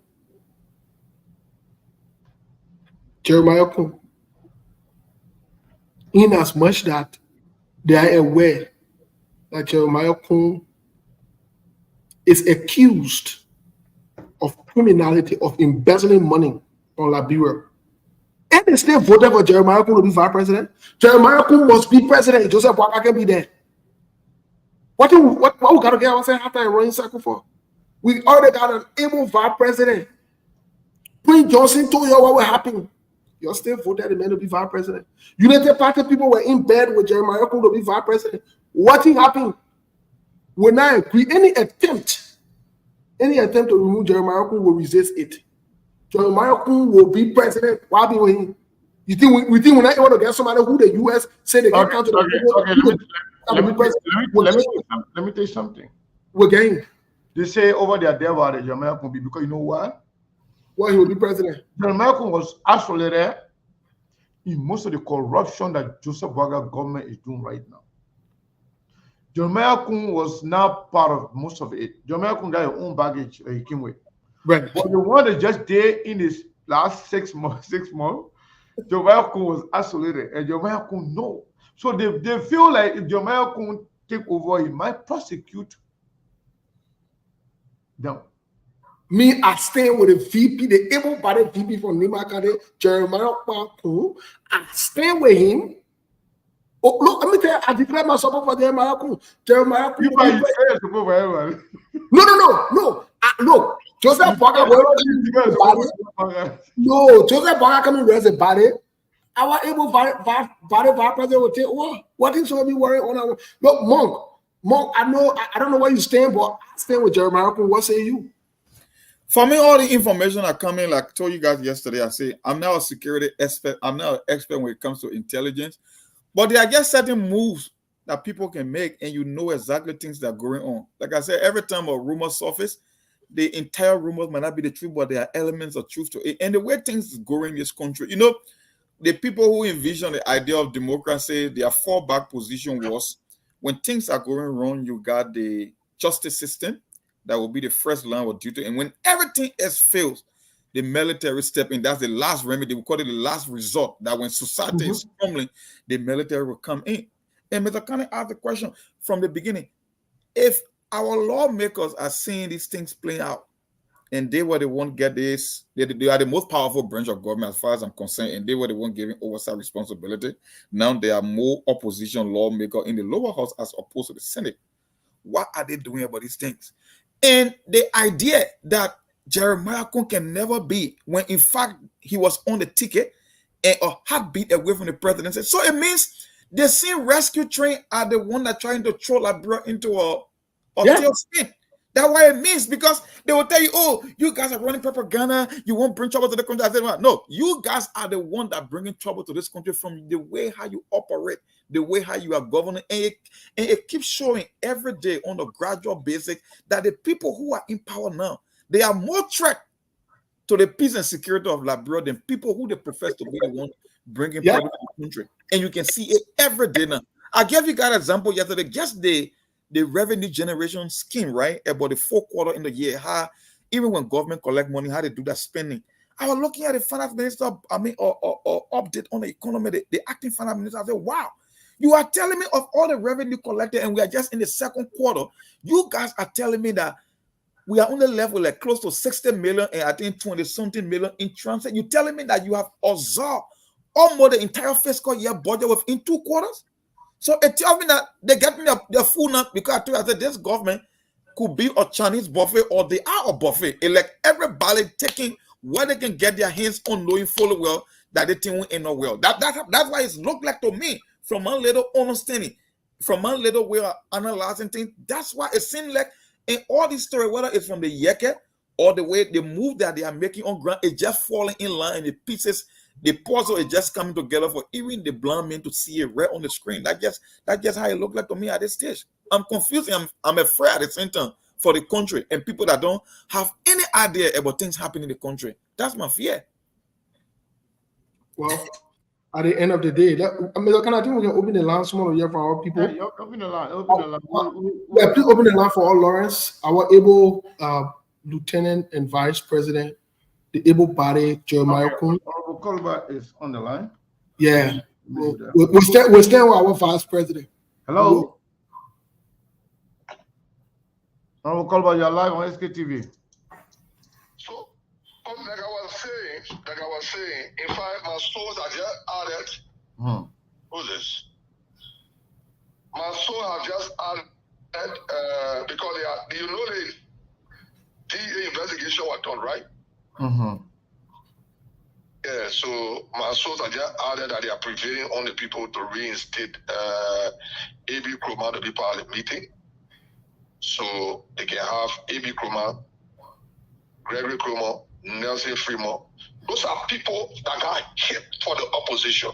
Those are people, the people they are using, those are people that got hit for the opposition. So the second meeting, those are the people that will be in the meeting. the defeated senatorial candidate of Lofa County, Steve Zago, from our source, A.B. Kruma, Nelson Fremont, 102, Gregory Coleman, Director of Police, and the Chief of Staff of the Armed Forces of Liberia. So, leaving Somalia in charge of the country, that's where the problem is now. That's where the problem is now, leaving Somalia in charge. So they are saying they cannot leave Brisbane in charge. Because Brisbane is saying he has a family in the US. All his family are in the US. If this is done, America will impose sanction. How will he cope with his people? So the meeting on Friday with Joseph Walker and people, I will get the information on Monday, and I will give you people the information. I will be having a press conference on Thursday. But if the meeting on Friday by Joseph Walker and his people, the result will get to me on Monday, and I will give it to you people. Because the country is going back to the dark days. The country is going back to the dark days. If people want to bring war in the country. From my source, from my information, that is what they want to do. They want to dissolve the whole government. If some all agree for the government to be dissolved, so to have a coup. If our leadership will be better than to have a coup. They want to dissolve the whole government tomorrow. For me, I'm waiting for the whole government to be dissolved tomorrow. Instead of having a coup. A coup would not be order for this country. So, Honorable Kolba, based on your information,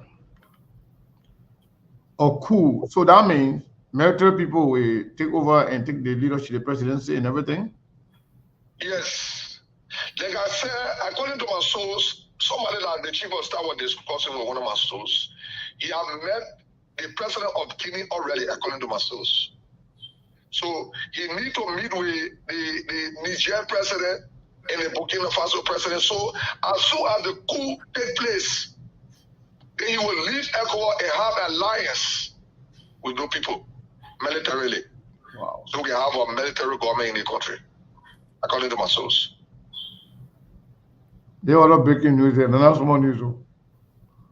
Yeah. And everything he's doing, Joseph Baka is aware. Joseph Baka no. Joseph Baka is telling that he's working with ECOWAS. He's not working with ECOWAS. Because let's take for example, I agree Joseph Baka working with ECOWAS and ECOWAS want to use it on mission. Why is he not implementing the ECOWAS code mandate that said reinstate Cabinet General or pay him his benefit? Read for that. Read from that. This is somebody that will say you want to work with ECOWAS. Why is he not implementing the ECOWAS code, the ECOWAS code mandate? Those are guys are schema. Honorable Kolba, thank you so much. Thank you.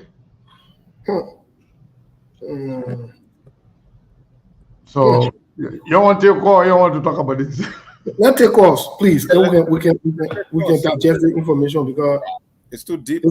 This is deep and serious. Deep and scary. Not serious, but scary. Yeah. Oh God, yo. 086021302 0778 255050. The SKTV has been relayed here in Bong Former on Radio Former 99.3 FM. 086021302 0778 255050. This caller is on the phone lines. Hello, Yanni, where you call from? Yeah, this is Mr. Trevor calling from Peace Island. Yeah, you keep going. Thank you so much. I think Ege Bomba, he has validated for argument. He knows, he said the chief of staff, the police director, all explain the people to take a comment out. I think he will be the best person for the media today. The security are hearing this, I think they will take issue with him. Thank you. You have to go and provide that information. 086021302 0778 255050. You got to be live on the show this evening. This caller. Hello, your name, where you come from? Hello, I'm George Kuba calling from Pakistan. Yeah, you chief, go ahead. I tell you, Yaka Koba said it all, but the question to Yaka Koba said about Kabila Janet. Kabila Janet issue started with Georgia. Why Georgia did not, and then you want to put it on Joseph Boga.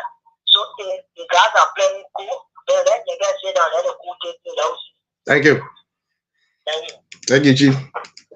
Our phone lines are open. The SKTV has been relayed here on Radio Forma School and operated by the Rufus and Ruth Tati Foundation.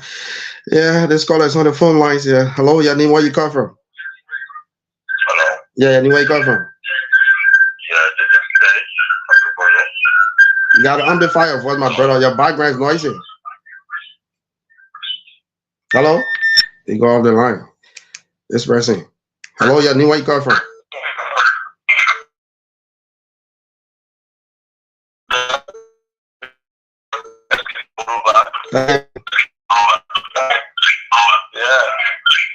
You got to lower the volume of the receiver, my brother. Your background is noisy. We're getting feedback here.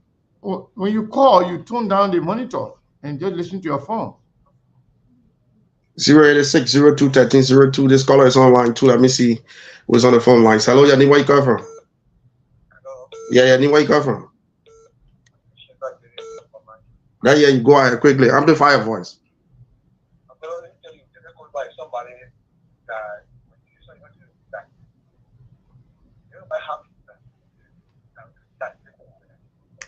Mm-hmm.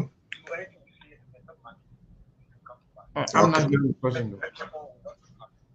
Nobody hearing that person? Okay, thank you. Yeah, he's saying Yaka call. He said when Yaka say something. No, I don't think so. He said when Yaka says something. All phone lines are open. This caller. Let me see. Hello, your name, where you come from? He said when Yaka say something, people should not overlook it. Of course, you can. Hello. You're not crazy. Hello. Your name, where you come from? I'm calling from my back there. I'm Jonathan. You got to amplify your voice. Go ahead. Let hear you. Yeah, the application that you are calling back is I'm calling from the government right now. We're not hearing that person. We're hearing nothing. We're not hearing noise. My man, you sounding low. And the man is around the. Hello? Yeah, go ahead. Go ahead. Let hear you. I'm saying. Yeah. I'm Jonathan calling from my back. Jonathan who? Jonathan Russell. Let hear you. Go ahead. Yeah, I'm calling from government to call for the charity. All right, thank you. Our lines are still open. We stay here on the SKTV show 086-02-1302, 0778-25-5050. This caller, hello? Hello? Yeah, I knew where you come from. Aaron calling from Kata. I hear you. Actually, if people really want to make it to Rwanda, people family are here, information that can be the country they're giving it to people. Then we all made a country of Rwanda. Let me tell you something. They can go back and later and stay in the country. We have government in the country, and you always say that the country. They can go back from Kerebuta, all the people say that in Kerebuta. They can go back, we're talking to you now. The things that bring the country there. It's kind of too bad in the country. Don't know that. You tell them what I think they say in Ghana, bring a better food in the player. Thank you. Yeah, hey, country.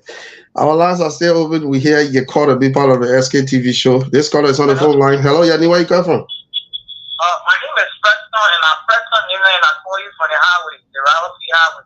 Yeah, you brother, go ahead.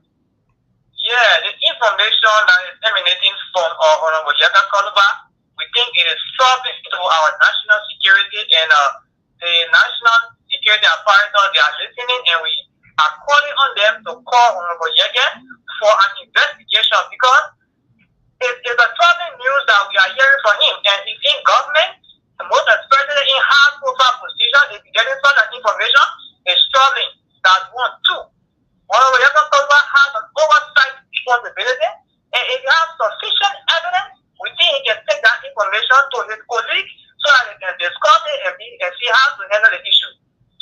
it is very troubling, and the national security needs to take action. Thank you.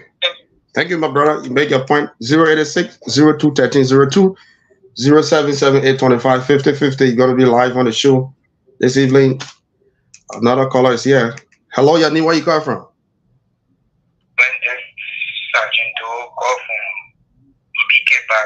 You say your name? You come from where? Oh, man, don't play for you, man. People doing see right here, you can't play for you. They tell you so you make a call. And so people get on a man, I can talk for them, you can say Captain. Yeah, Captain. Lead up thing. Hello? Yeah, where you come from? Hello? Yeah, like you chief, yeah, where you come from?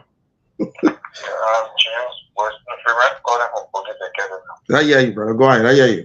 You know, I don't blame Steve and Single. I've been in other states for providing opportunity for them. What are their contributions to Nigeria? They better provide information for you, brother. Don't attack somebody on the show. 086 02 13 02 0778 25 50 50. How you be asking people questions? Hello? Hello? Yeah, where you come from?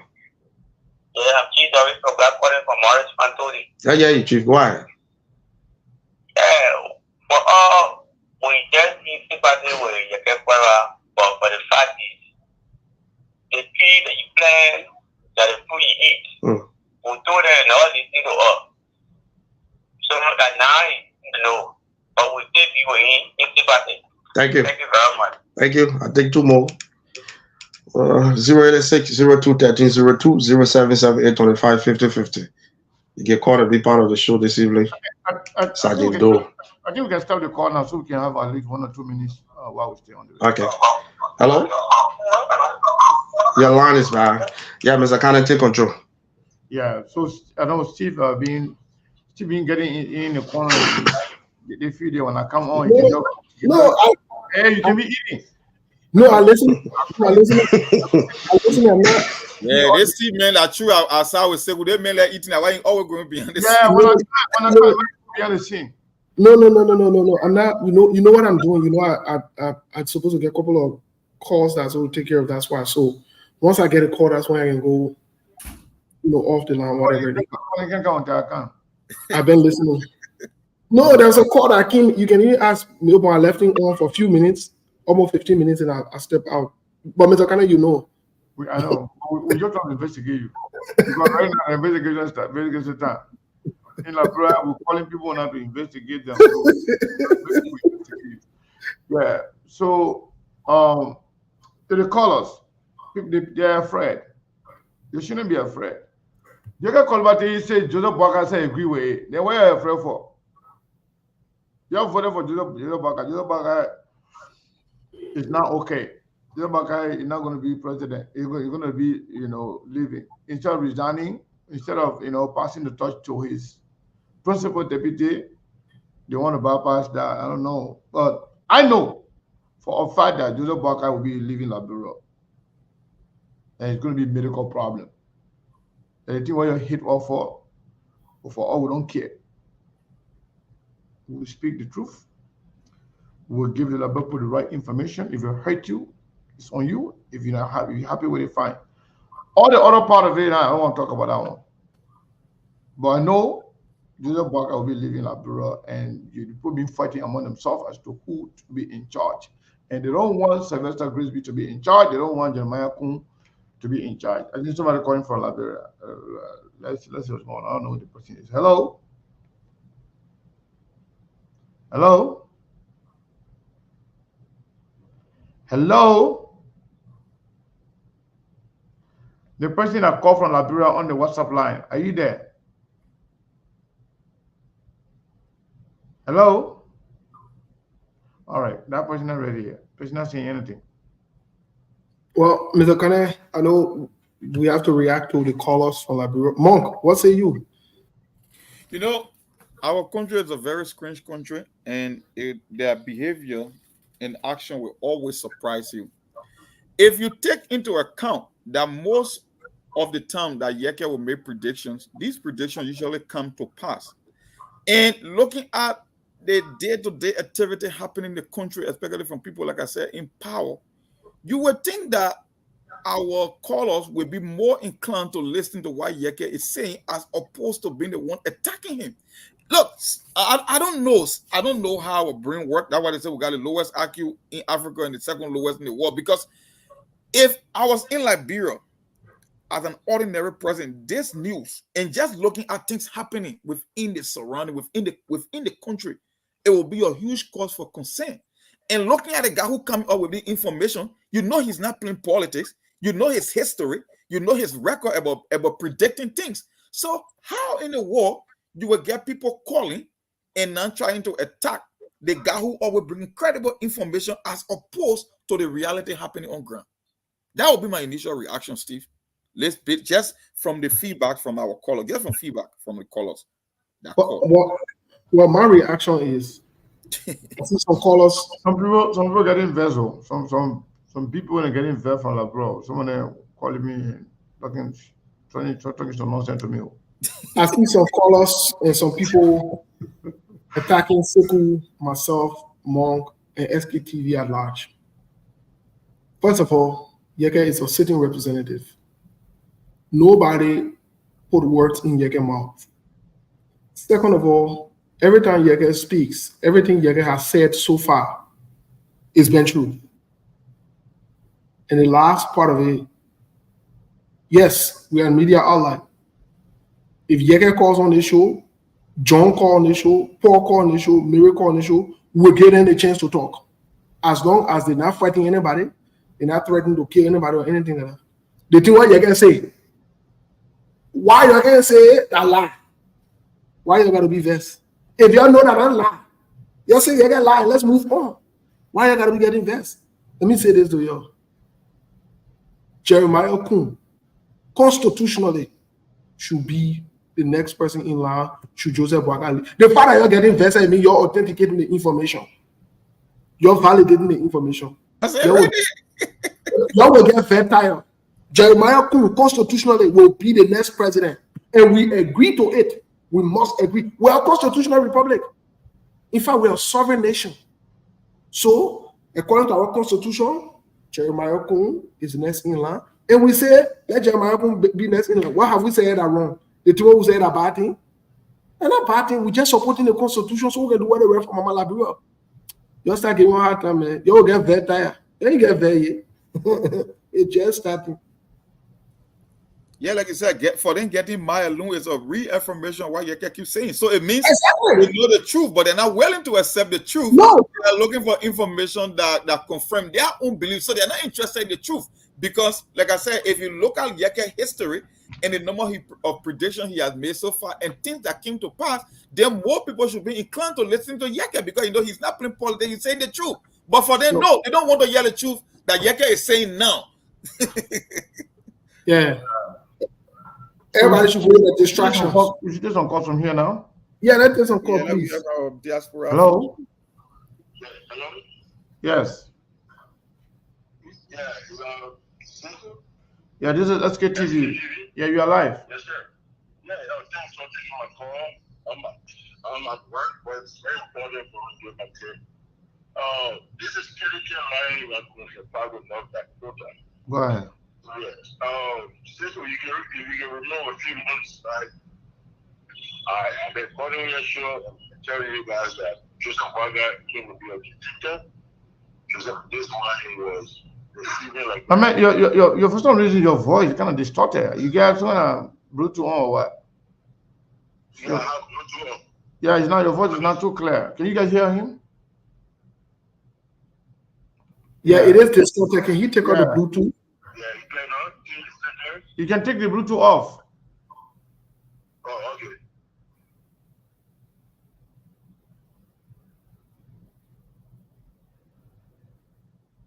So yeah, we'll take a few calls in the diaspora. So Can you hear me now? much better. Go ahead. Yeah, okay. As I told you that Joseph Boakai came to be a dictator and travelist. This is why he made out to see men to be chief of staff. You know, the situation of prime minister, all these things that are going on, he says that. And so when you guys thought, they're pushing some sort of a wrong politics. Well, Joseph Boakai sensitizing people. The Jeremiah factors, I told you guys about Jeremiah factors are in sending people in his government that will be loyal to his belief and to fight the Jeremiah factors and also to make end of the travel stuff. Joseph Waka having the key people in the Sierra Leone region willing to backing probably someone that are already recruited in our government. They are willing to defend him. If anything happens, there is a deep political mode in this. People better understand. There's a program in cahoots. I want to believe that some of these politicians in the DC regions in the borderland play big politics with Liberia and Sierra Leone to push these two countries into civil unrest. Because you remember sometimes certain things will happen to Sierra Leone and Sierra Leone say, oh, because something happened to them, there should be a curfew into Liberia. Why that should be? We should look at all these things, all the factors that play. He's a highly travelist. He's not going to, his folks not going to back down. He will not allow Jeremiah supporters in the Liberia who will not give a chance to that. And all these things will play. Thank you. High level politics. So we should be very careful with our politicians and the Waka, Sierra Leone factors to play against the Liberian people because we remember. My brother, we gotta stop it there. Once I say thank you, it means I want you to stop it now, so I can get into other people. Hello. Hello. Yes. What is your name and where you calling from? This is Bigelow Powell. Go ahead, Bigelow Powell. Okay. Thank you for the show. So that it's not able to make your mistake and verify your mistake. But when I listen to my man, my brother, about saying what you kind of thought, I try to think that because we were not looking at Baga presidency. When you came up Bong and Baga, that was the issue that was raising. When I only look at Baga as an individual, we're looking at age and the person that was meant to lead, to see how we're able to be that person. So this is we'll have issues. And the godfather of that phone that was supporting, we're not looking at that person as a Joseph Bora as an individual. And this is what we're saying. And look, no matter what we do, I know they think in as a ruling party. No matter what we do, that cool ticket, that cool Bora ticket, no matter what we do, if they say executive, but we're still a bit of devil in a manner of fact. So the only thing we're going to do is have them control it. Thank you. Anything they do, who will be better, who have the better, for me, I care less because the information went out, but if you refuse to listen to it, then you bye. So thank you. I want to follow the president. Hello, caller. What is your name and where are you calling from?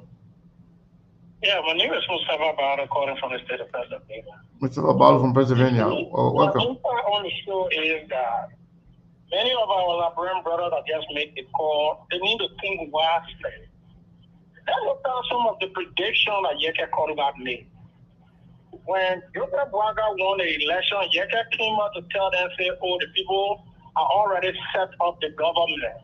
You only want to be the president pro tem, and today she's the president pro tem.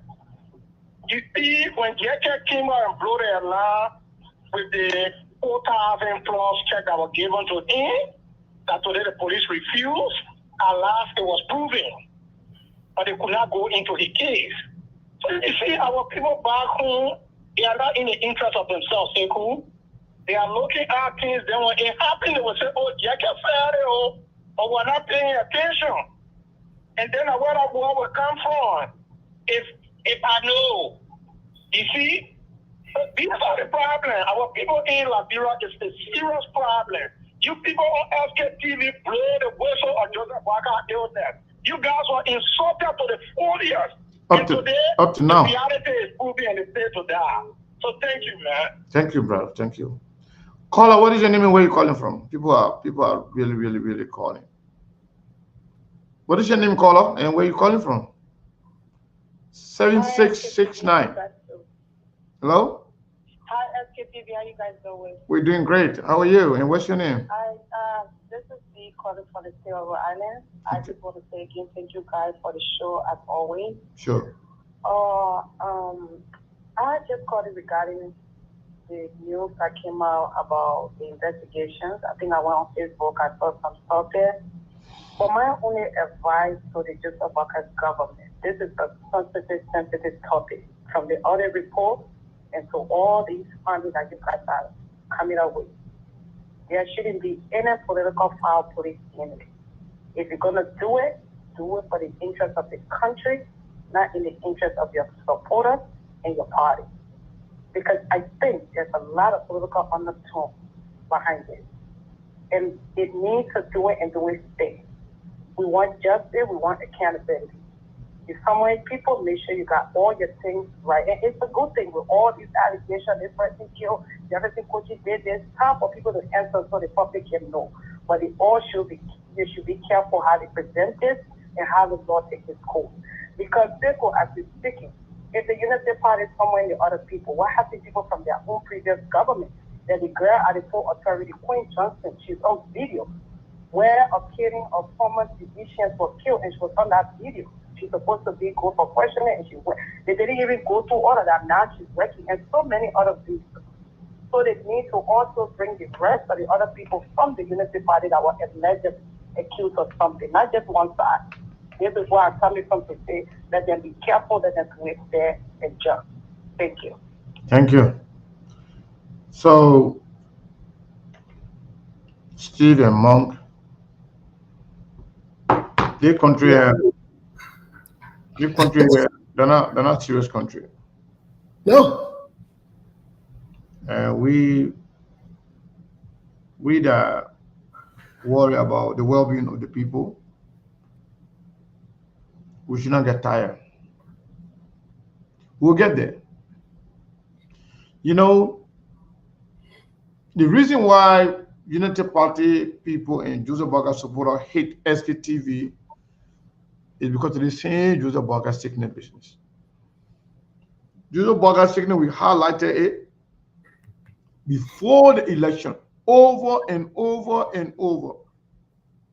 We were insulted. Right after the election, Joseph Barker could not even wait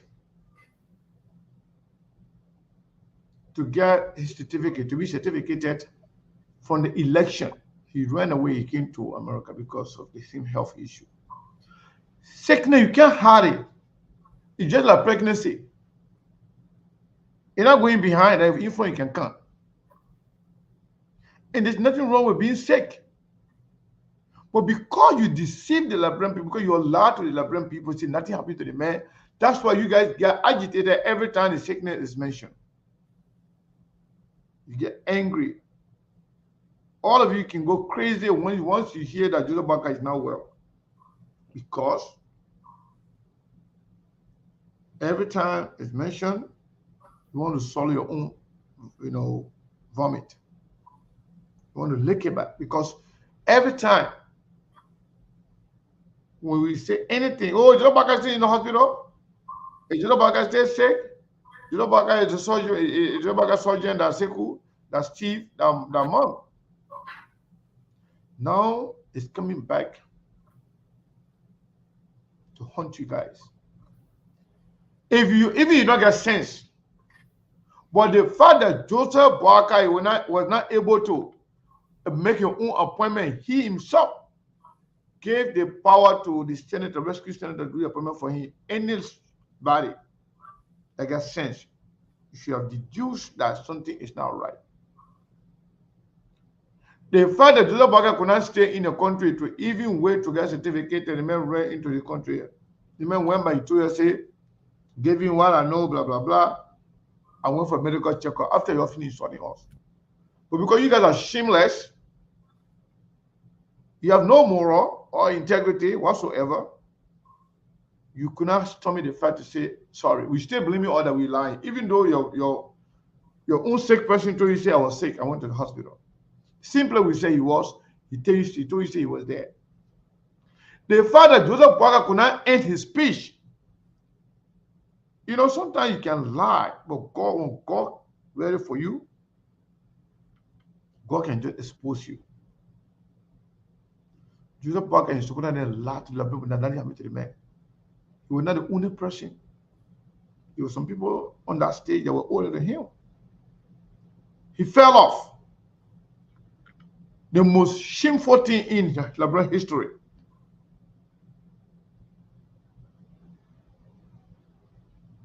Every day the man walking.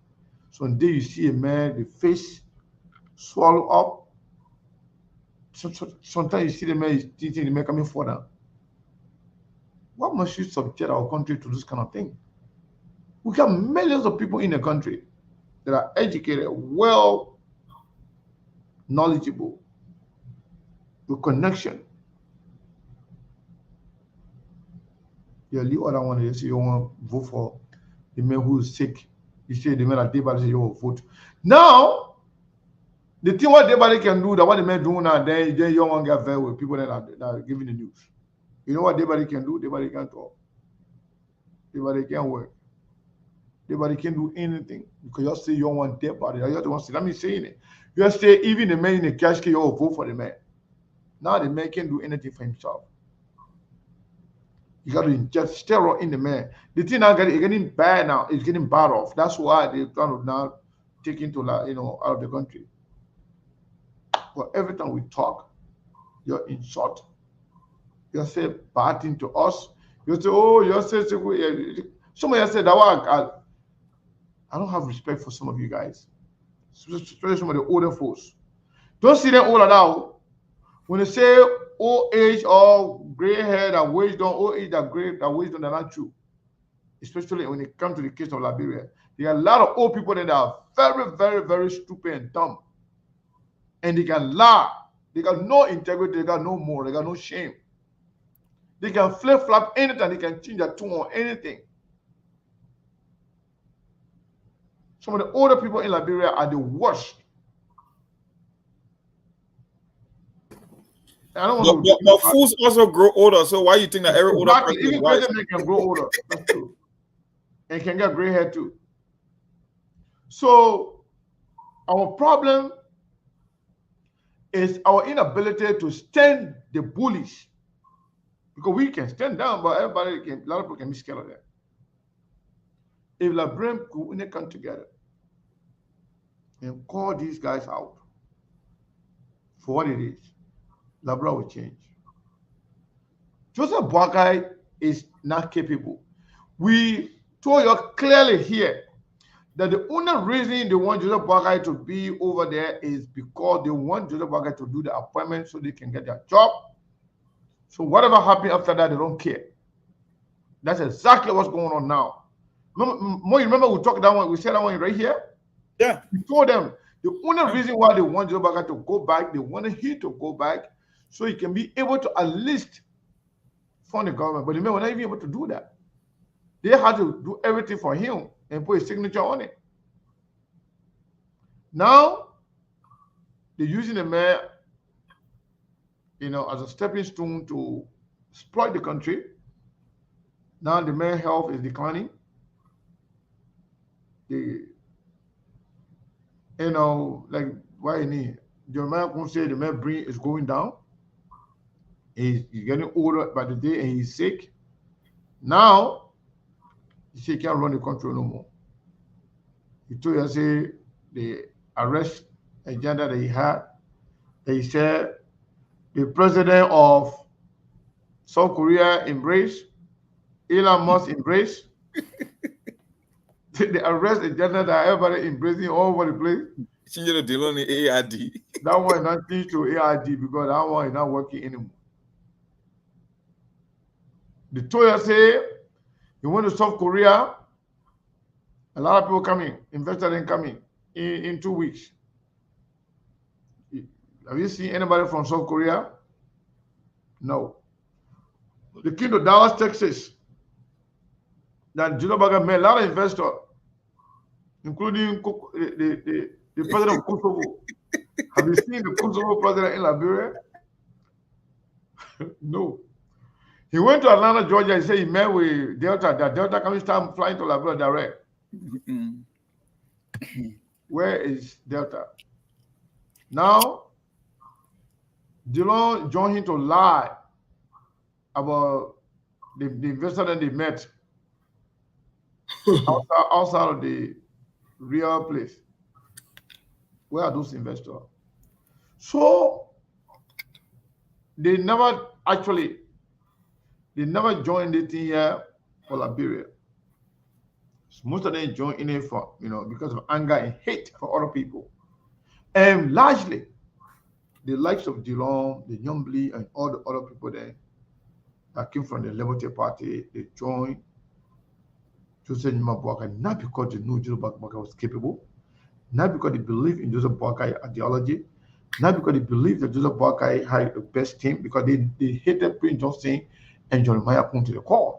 But they saw it as an opportunity to strike back at Komis and Musa Belete just to hurt, because they couldn't openly go to support CDC.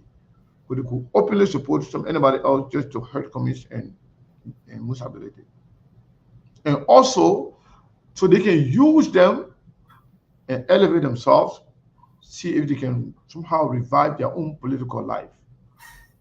That's exactly why they joined Joseph Boakai. But then after the election, they felt, well, we even know, they think even worse than we know. Joseph Boakai is nothing behind it, and nobody around him that can change anything.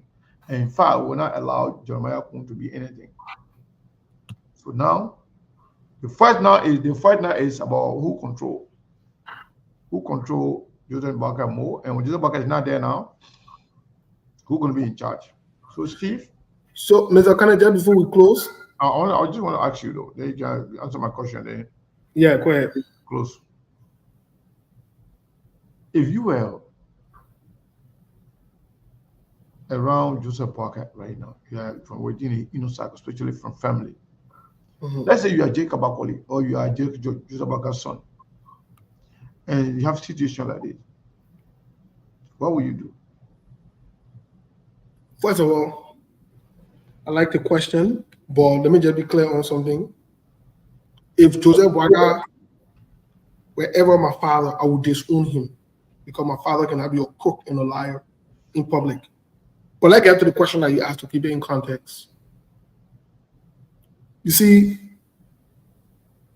we were Christian. There is a scripture that says, it's in Genesis, God said to Adam and Eve, you'll reproduce after your own. In other words, cat will born cat, dog will born dog, sheep will born sheep.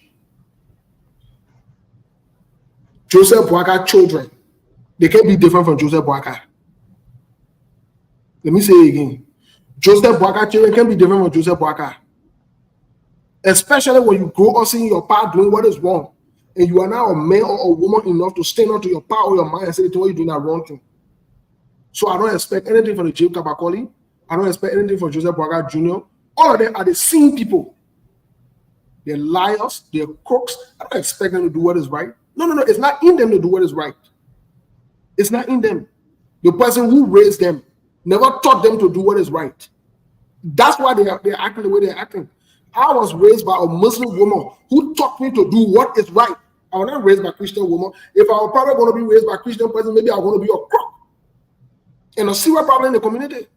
I was raised by a Muslim woman who taught me how to do what is right, to stand up for what is right, even if it is an unpopular view, to speak out to what is right, to what is wrong. And that's why you see, I can take the stance I can take, and I'm unrepentant, because that's what I was taught to do. You get people that who the parents, who the people that the place they grew up. Joseph, look, these boys grew up in a community or society or in an environment wherein they saw the power giving salt to baby goat to go and lie to people. What do you expect them to do? You expect them to change at that age? No, I don't expect to be changed at that age. I didn't expect to be changed at that age. I don't expect them to change at that age. So at this point, at the end of the day, I will say again, I was raised by a Muslim woman.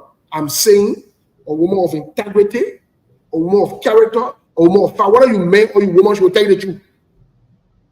And I said, if I was raised by a Christian, possibly, I was probably going to be a crook. I'm saying it today. Not necessarily though. They got. I said if. That's why I use the word if. That's why I said if. Possibly. The two words are using the if. And I'm not saying they are not good Christians, but I'm saying majority of our Christian people are crooks. They're liars and deceivers. I'm saying it. I'm a Christian. That's what I'm saying. The Christian that won't get better, they get better. What didn't concern me with them? The truth is the truth. They don't stand for what is right. They will see what is right. The same Bible says we must stand with the oppressed and stand for what is truth. They will stand up. Most of them, 99% of us, will stand up and see what is right. We tell our faith differently. We don't talk about it. Then you feel you can't tell you go pray. Then you go pray on what thing? The thing where you say the truth, you not say the truth there. We leave and we go pray. That means you will be on that thing. I'm not on that thing with them. And I'm proudly saying it today again. I was raised by a Muslim woman with integrity that stands for the truth. And she passed on those trainings and those teachings to me. You know what the Bible says? The Bible says, train up a child in a way that you will go. When you go, he will not depart from it. But most of us Christian people, we don't train our children in that way. We train our children how to be crooks and liars. That's what we do. And that's a fact. They won't get there, they get there. That's why I'm not concerned with them. But at the end of the day, Mr. Kane, door will born door, Kia will born Kia. And these are just the fact. And I stand by what I say here today. When you want good things from your children, teach them what is right. Train them to do what is right. And show them with example. But you get a bunch of crook who teach their children how to be crook. What you expect to come in there? You expect the children to be somebody that will come and say the truth or to stand up? No, it will not happen. That's not how life works. That's not how life works. So again, I'm very excited. And I expect nothing from Joseph Boakai. I don't expect nothing from Joseph Boakai. I do not expect nothing from Joseph Boakai children. I don't expect them to do what is right. I don't expect Jacob Akoli to do what is right. At his age, he's still in crooked business because the man who are following the man is a crook. So what do you expect? So that's what it is. That's what it is. It is what it is. I'm the product of the people that raised me. And the people that raised me taught me how to say the truth. Whether you woman or you man, when you crook, I will tell you crook and you are a liar. You won't get there. I don't worry about your vestation. That's the problem about me. I don't be vexed when people get there. I don't be worried about that one. I stand with what I stand with because I know it's the truth. So, I mean, that's what it is. So, Mom. So, how do you envision Liberia, given what we are seeing right now, assuming 2 years from today? What kind of Liberia are you seeing? For me, Steve said something. I said no. It's not only what you say. Well, the situation in Liberia is why, and I say it's scary. You say it's you use a word that I forgot about. You know, it's serious. Yeah, it's serious. You say it's serious. I said no, it's not serious. It's scary. Yeah. For me, Mr. Khan, the thing I'm seeing in our country, and one of the callers, he summed up the entire discussion. The guy who called and said our people, they are a problem. Even though we are still optimistic that we might get there, but when you look at the reality, if you want to be pragmatic about Liberia's future, you will know that we are not getting there, or the possibility of getting there might be tougher. And I laid a premise from the beginning. You see, one of my big brothers from Minnesota, he called me. That's what he says. Sometimes you got to listen to some older folks. He say, you will learn a lot from listening than talking or speaking. That's why you are given 2 ears in a single mouth. You should listen as twice as you can speak. The guy told me, he said, Cyrus, he said, I'm afraid of Joseph Boakai presidency. I said, why? He said, in as much as I'm not a fan of Georgia, he said, my analysis is based on the fact that a health situation, the way how we don't have institution in Liberia. When these guys come back to power, it will be like rush hour, and it will be worse. He said, you know the difference? The difference between we are and Joseph Boakai administration, we are people came with the expectation that they were going to spend their 24 to 18 to 24 years. So he said, the way they govern, they always thought that they had terms. So they store, it was not the way they came the way with that rush hour kind of a mindset. He said, in the case of Unity Party, it will be a rush hour. And exactly what he said, it rang bell in my ear again. Like, you know what? When I made that set to the case concerning the whole budget and the revenue stuff, I said, but what they got told me before election, like what coming to pass? These people are desperate. I have never seen the level of desperation. So we will give them praise. You know, when you're in government, there are a lot of decisions you make on a daily basis. Someday you get something right, someday you get something wrong. But the overall objective is to get more things right as opposed to getting more things wrong. And that's our fear. So when you listen to them attacking Yeke Koluba and they've been doing it to SKTV, as for us, we have grown thick or skin on this issue, so nothing can move on. We keep saying it. Our job is to give the information you will decide, and we will not change our business model on SKTV. We will keep doing what we keep doing. But look at the reaction when it comes to Yeke. The same guy who has been proven time and time again to be accurate, I would say 9 out of every 10 times on his prediction, because they are not comfortable with the reality and they saw the risks. The lights were blinking red about the Bwaka's presidency. People said, if you want to move the country forward, break away from the Unity Party and CDC, because they are one of the same. You cannot get anything better. Just the players on the team, you know exactly where you are headed for. But our people said no, they were willing to take the risk. And the very same risk they took is coming to pay dividend, but they don't want to accept the result for the same risk that they took. Why will you say, under normal circumstances, you will not accept a Jeremiah presidency when in fact you agree that he should become vice president?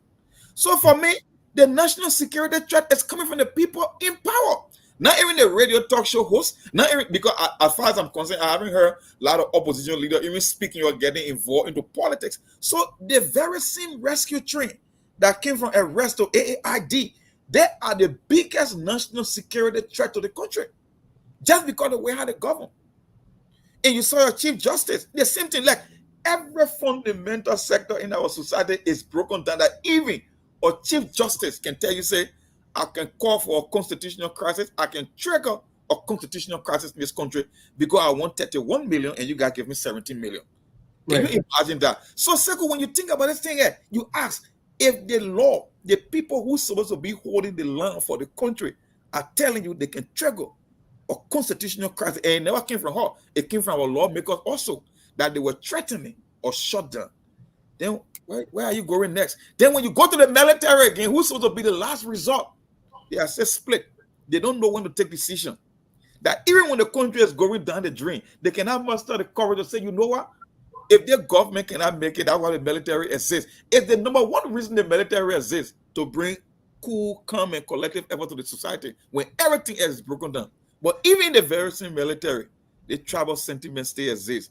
One group for the truth, another group got to defend the tribal men, the kingsmen. That's exactly what it is. So how can a guy like me sit down here and say I'm optimistic about the future, even though I want to be optimistic? But like I said, when you look at the reality, the day-to-day activity, how can you even come up with that saying that 2 years from now we'll be on the track? And I keep saying that's my fear. I'm more fearful of Labrador than any other time with this information that Yeke is giving and what we are seeing, you and myself, the Steve, and all the audience on SKTV seeing what happened in the country. There are more reason to be fearful than be optimistic about Labrador. From what I see, that's my own assessment. But who am I? So, I beg you, let me just, Lofa asked a question. I just want to clarify the Lofa. Oh, you know, Lofa's here? Yeah, I acknowledge people who ask questions as opposed to those who reacting emotionally because they have selective listenings or they want to interpret. That's your right. So I don't even pay attention to you. If you want to interpret what I say, if you ask me direct question, I will answer. But if you want to interpret however you want to interpret things, you want to run with your feelings and your emotion that's fine. I don't have a problem with that. But the Lofa question, Lofa, I will be a fool to even say, one religion or one religious group is 100% better than the other. No. Every religion, everybody got their own,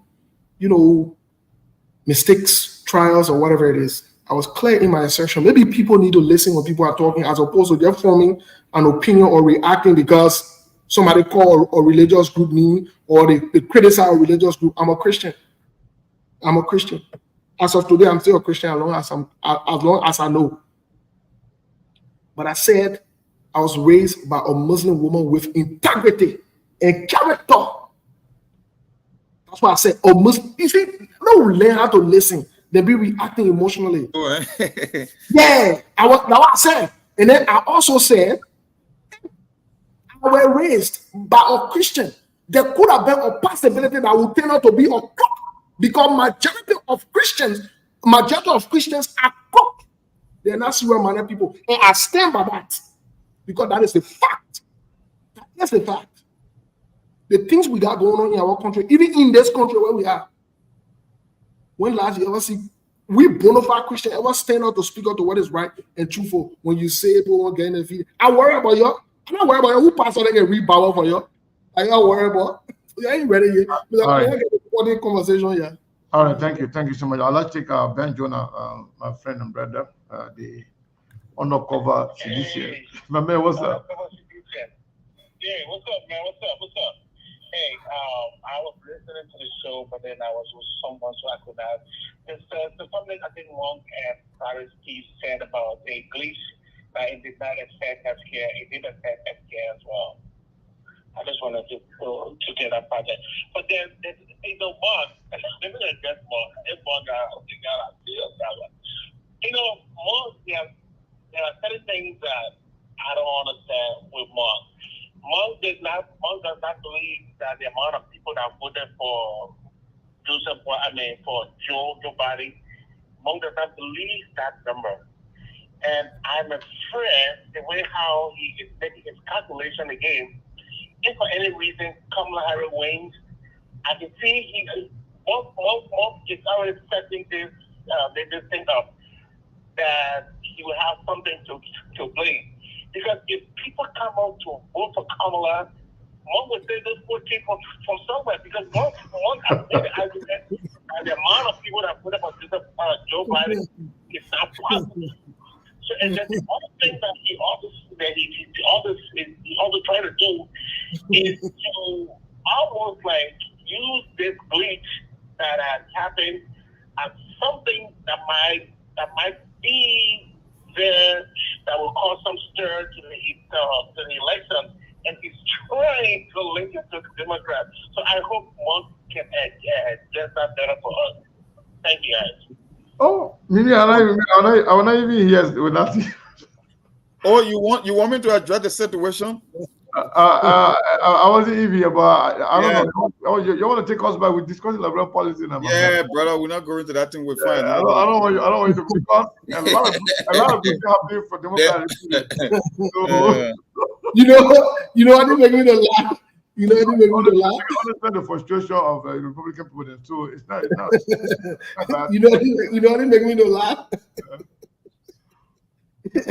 Look. So some people, in our times, some people they think because you're not saying what they want you to say, or you're not saying it the way you wanted to say it, so that means you are wrong for saying it the way you say it. So it just makes me laugh. And let me say this to all of you. I take nothing personal with anybody. The thing why I say I mean my position. I think about it. I process it before I say it. Never smoke, never drink in my life. I mean what I say. And Christianity is my religion. I will criticize Christianity because that's what I know. I don't know about other religion. And maybe you know about other religion, call on the show and talk about it. Why get there with me on my side? Why I say, you ain't ready yet. Your pastor ain't read Bible for you. You need to go sit down somewhere. Yeah. They took offense to that, and I don't see the big deal. That's not what it concern me, my brother. You know our people, right? That's why I keep telling people. I say when you practice spirituality or religion, you won't have a problem. When you read about religion, whether it's Judaism, whether it's Christianity and Islam, that's why they call it Abrahamic faith, because it's the source of these three religions. But there are some slight differences and similarities between the three. You know the reason? Christianity preaches about forgiveness, that when somebody slap you on the left cheek, you should turn the right side. Islam does not buy into that. Islam believes that when you commit crime, you should pay for the consequences of your action. So most of the time, when people do the wrong thing, why do you think a man like Prince Johnny can go stand behind the pulpit and people believe he's preaching the word of God? Exactly. Why do you think so? Why do you think of butt naked? Because of what we were taught, what they taught us from the beginning. So exactly. Why you think of butt naked? Why you think of George Weah will go to Jamaica Resort? He will drink all night and he will go stand on the pulpit and go pray. People will accept it. It will not work in Islam. So, like I keep saying, the liberalization of our own religion, and you can criticize it. That's the fact. That's the reality. But people will just accept the reality. You tell a man or deacon who's supposed to be a deacon in the church that been in public service for more than 40 years. He can go and lie up with his hand on the Bible, say he knows. Yes. And when you say these things, people want to bring their feelings in it. For me, it's the reality. That's the truth. But mom, people know who the pastor can read Bible for them. That's one thing I saw listen to. Look, when you see me like that, I'm supposed to listen to somebody who your pastor now read Bible for you all through your life. You even open Bible, wanted to understand what's going on. That means you should be passing around with your emotional, imbalanced, confused behavior. That means you should be on it, and I see real thing there. And look, let me say to you, those of you who don't know, look, I don't even talk to you because you don't even understand what's going on. I want to talk to your bishops. The one you can go there, you can pay time often at the point I want to discuss with. I said it and I'll say it again. Majority of us Christians, our leaders in the church, we are crooks. We are deceivers. In fact, let me prove it to you. Let me prove it to you. The deacon that we have, which is a president today, he's a crook. He's a product of the church. And that is a fact. If you think it's disrespectful, go lay down in your house. I could care. Let me respond to my sister Eugene's comment. They are criminals and they are crooks. They are criminals. They are criminals and they are crooks in every religion. No religion is perfect. Every religion got weaknesses and strength. But let me ask you a question. If you're the kid growing up and somebody told you that you can be forgiven 70 times 7, which is 490 times, what make you think you will be making the right decision knowing that people will always forgive you when you do bad? Exactly. If you can answer that question. I must say, I'm a Christian. I believe in Christianity. I mean, I understand, but no religion is perfect. I'm just saying a certain teaching that contradict us, that will not incentivize good behavior. And if somebody tell you from a child time that you can do bad thing and I will forgive you 70 times 7, which is 490 times, what make you think you're being inclined to do the right thing? You know, when you say the Christian, most of our crooks, then they get there. You get somebody saying the law say vengeance is mine, and don't do it. Okay, fine, the law say vengeance is yours. That's fine. That's why make it John Weah stood on the pulpit when they kill people, children. He stood on the pulpit and said they were having sex, they had to die. That's why make it John Weah on the pulpit because we are jokes. Yeah. Who handle them? You can go. Who would do it? No, I can't go. Then they say, oh, and Muslim, you get that. What thing I'm talking about Muslim? I'm a religion. I know about it. If I know somebody who in Muslim business who's a cook, I would think. Yeah. But the one way I know that I will talk. I'm a Christian. And I will coach. Look, let me say this. Until we can do what is we Christians, we can stand for what is right and align ourselves with reality and facts. And stop passing around our emotion and using scriptures to defend wrong, to make excuses for people and so forth. Okay, so then if God can forgive people, and we're Christian, then there is no need for us to even ask them. Joseph Buchanan asked for them to open any investigation. Then back then, Yeshua who died, God forgave people who came. Let's leave it keep moving. That's why I say we are hypocrites. Yeah, that's what I say. And the reason I say that's why you don't want to pull. That's why they get a separation of church and state, because if you apply this thing, it will not work on both sides because you be contradicting yourself. Because in religion, we are inseparable to God. In government, we are inseparable to men. So you cannot keep putting your religious issue into government because it will not hold. That's why when I see the killers in Liberia talking about they are preaching the word of God and they say hold public office, I'm like, you know what? That's why the politician says separation of church and state, because you are confused. Yeah. No, somebody said somebody said somebody on there on best Liberia and say the kind of man does not. Let me say this to you, best Liberia. Let me pull your statement out. Best Liberia this, best Liberia online. Let me say this to you. The word you live in is not a spiritual word. The thing where the pastor been telling you say you live in a spiritual world, you're fighting a spirit, it's fake. It's not real. You live in a physical world. So you can apply spiritual principle to physical world. You can do that. And that's where you guys don't get it. And that's why you need to open your eyes. Imagine a pastor coming to tell you, say, spiritually, you might pay $10 for oil. But you're in the physical world. I've seen oil where I can go back to the dollar store. I can pay $1 for it and bring it and pray away. What? You see, when you are brainwashed, look, I used to be like you. Trust me. You're not in God business past me. I used to be like you. I was subjected to these teachings where they brainwash me. Where I used to talk about tithe offering. I used to think, look, I I used to think everything is spirituality. Okay, say everything is spirituality. Then why are you having children? Why are you married? Why you eat? Why do you get tired and fall asleep? When Jesus came on earth, himself had to confine to the physical part of this world. I'm not saying don't pray. I'm not saying don't do your spiritual thing. But don't substitute physicality with spirituality. And that's where we get it mixed up. When a person does wrong, they must be held accountable. Yes, that's the thing. That's the principle. You can't say you use spirituality and forget. What's wrong with you? When we say that your pastor around you, like I said, those of you, your pastor and read Bible for you, you're not important. You're going to say that some of your emotion. I'm not here for emotionally confused people. I'm not here for you. People who got plenty of emotion, you have too much emotion in you. Go spend that somewhere. You're not ready for serious conversation. You're not ready for realistic conversation. To the point that even when you tell them, okay, Monk, even when you tell them Abraham was a cheater to get fair with you, why get fair? It's a fact. Abraham had more than one woman. That lie? That's a fact. That's reality. It is a fact. So what do you got to say? And maybe if you know any Muslim that is wrong, call on the show and say it. Nobody got time for you. I don't get time for that anymore. Let me tell you something more. To be very honest with you, some people, you know where they belong? They need to have an emotional group where they can go and go sit down there and be expressing their emotion. We're talking seriousness here.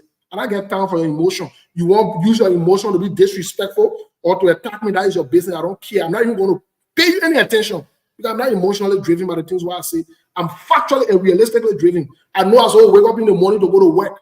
And I know I will be speaking in tongue all day in my house and think that God will provide food for me. That make any sense? It don't make any sense. You better come to terms with reality. You know, sometimes, let me tell you something. Sometimes my old man myself, we can have this conversation. She hated when I only. Mom, you there? Yeah, hello? Yeah, listening. I was just I say, you know, my old man said we're always having the discussion. Sometimes she don't like, she hated when I try to discuss anything spirituality or religion on the show. I told her, I said, you know, the thing is, they got something, nobody is perfect. No religion has all the answer to life's problem because life is complicated. That's why you got so many different religions around the world, and people interpret sometimes because of their upbringing, sometimes because they're part of the world. Why make you think the people in the Far East believe in the Hinduism and Buddhism? Because that's a part of the world they grew up. The vast majority of the people that grew up in the Arab world will practice Islam because the society will definitely determine how they come up. People in Europe, they practice Christianity because so every different part of the world got different interpretation of their worldview or their surrounding. Yeah, it's a thing. My problem, even though I'm a Christian and I share similar sentiment with you, our thing is our wrongdoing is being institutionalized and accepted. Yeah. They are corrupt imam, they are corrupt Muslims, they are bad Muslims who will kill, they are Muslims who will steal. But the religion as a whole is not institutionalizing it. Thank you. It's becoming a common practice. Thank you. You see the thing on Facebook every day. Some foolish man will come and say people should tell him why he preaching because his feet cannot touch the ground. And we practice Christianity because my understanding Christianity means Christ like. We are following the teaching of a man that once existed on the planet that had to go through physical pain, like you said, even though he was spiritual, but he had to live the physical aspect. I never saw people preaching, Jesus preaching, people pouring up in chair. I never saw Jesus buying a bottle with different sizes and shape and charging based on the blessing. They are genuine men of God. They are genuine pastors. They are genuine Christians. We are saying as a religion, we are institutionalizing bad behavior in the name of religion and hiding behind spirituality. You think I don't know that they are men of God with integrity? I know them. I have met some of them. Yes. So the problem. But the fact is the people who are dragging the religion, they are getting beyond the pale. It's becoming like everything. It's becoming like the new standard. That if 10 men of God, 8 of them will be fake, and maybe 2 will be the right thing. So what so it's in the vast majority. So even as that, the bad one kind of cover up the good ones. You can't even tell. Well, that's how life is. People base stereotype based on the majority and the minority. Exactly. And so when you say these things, people get mad. People get in their feelings. But the truth of the matter is, these things are the truth. Imagine Christian. Just imagine, like you said earlier, Prince Johnson man killed people. Yeah. And they can't say God now forgive them and this and that. And then everybody go there and worship them and they say, let them forgive. But guess what? When somebody steal one color, They won't commit mob justice on that person criminal, that person that this, that person that that person. I don't understand what's going on. Yeah, you confuse my religion, but I will continue to say it until I die. The truth of the matter is we can do better, we need to do better, and I will continue to call us out. That's my religion. It may you there go call other religion, and I get part of that. I'm not here to make comparison between their religion and that religion because I'm not part of no other religion besides Christianity. And that the Christianity, you know what the Bible says? And the Bible says the judgment should start from the house of God. Oh, yeah, that's what it said. So why is it starting from in the street? No. Why is it starting in the street in that club? You hold your people accountable. That's why it said. Your pastor then read your Bible then. That's why I don't take you seriously. Me, I don't take you seriously. If you say I'm dismissing your feeling and your business, I don't care. I'm not your personal therapist. If you look for a therapist, go sign up for a therapist. I'm not your personal. I'm not here to give you good word on the truth. I will tell you how it is. Me, I can talk it wrong. Me, I can talk how it is. And maybe that are your business. You won't go crowd. You won't call us special. You won't keep your special. What thing concern me? Steve, let me give you another example, right? Let me give you another example. You know, they got some people who are of the belief. I use a question that belief first that the very same Bible, because the fact that it was changed, and most Christians don't know this, that I made reference on the show before. I said there was a conference called the Council of Nicaea on the Emperor Constantine, which is historical fact during the Roman Empire, right? That they decided to extract few books from the Bible, right? And they put into the Bible certain texts that they wanted to put there, that they extracted up to 42 books from the Bible. So when I went to the slave castle for the first time in Ghana, right? The first time I visited the slave castle, they got some people who of the belief that the reason people talk about forgiveness because this same European colonial master, they wanted to brainwash people to a certain extent. Because one guy asked the question while we were taking a tour in Cape Coast. The guy said the Portuguese had dungeons in the basement with slaves tied up with chains. They shitting on themselves, they peeing on themselves. But right above them, the Portuguese were conducting services on Sunday morning or chapel. The guy said, I want you to explain that to me, that people who preaches forgiveness of sin, people who preaches about doing the right thing, that you cannot treat your fellow human being bad, how can they be conducting church services on the second floor of a castle, but below them were people in chains? Look, everybody was muted. No response. The guy said, you think about it 1 second. It's the same thing we keep talking about, the religious aspect of things. You institutionalize in bad behavior and you hide beyond spirituality because we cannot hold you accountable on the spiritual side.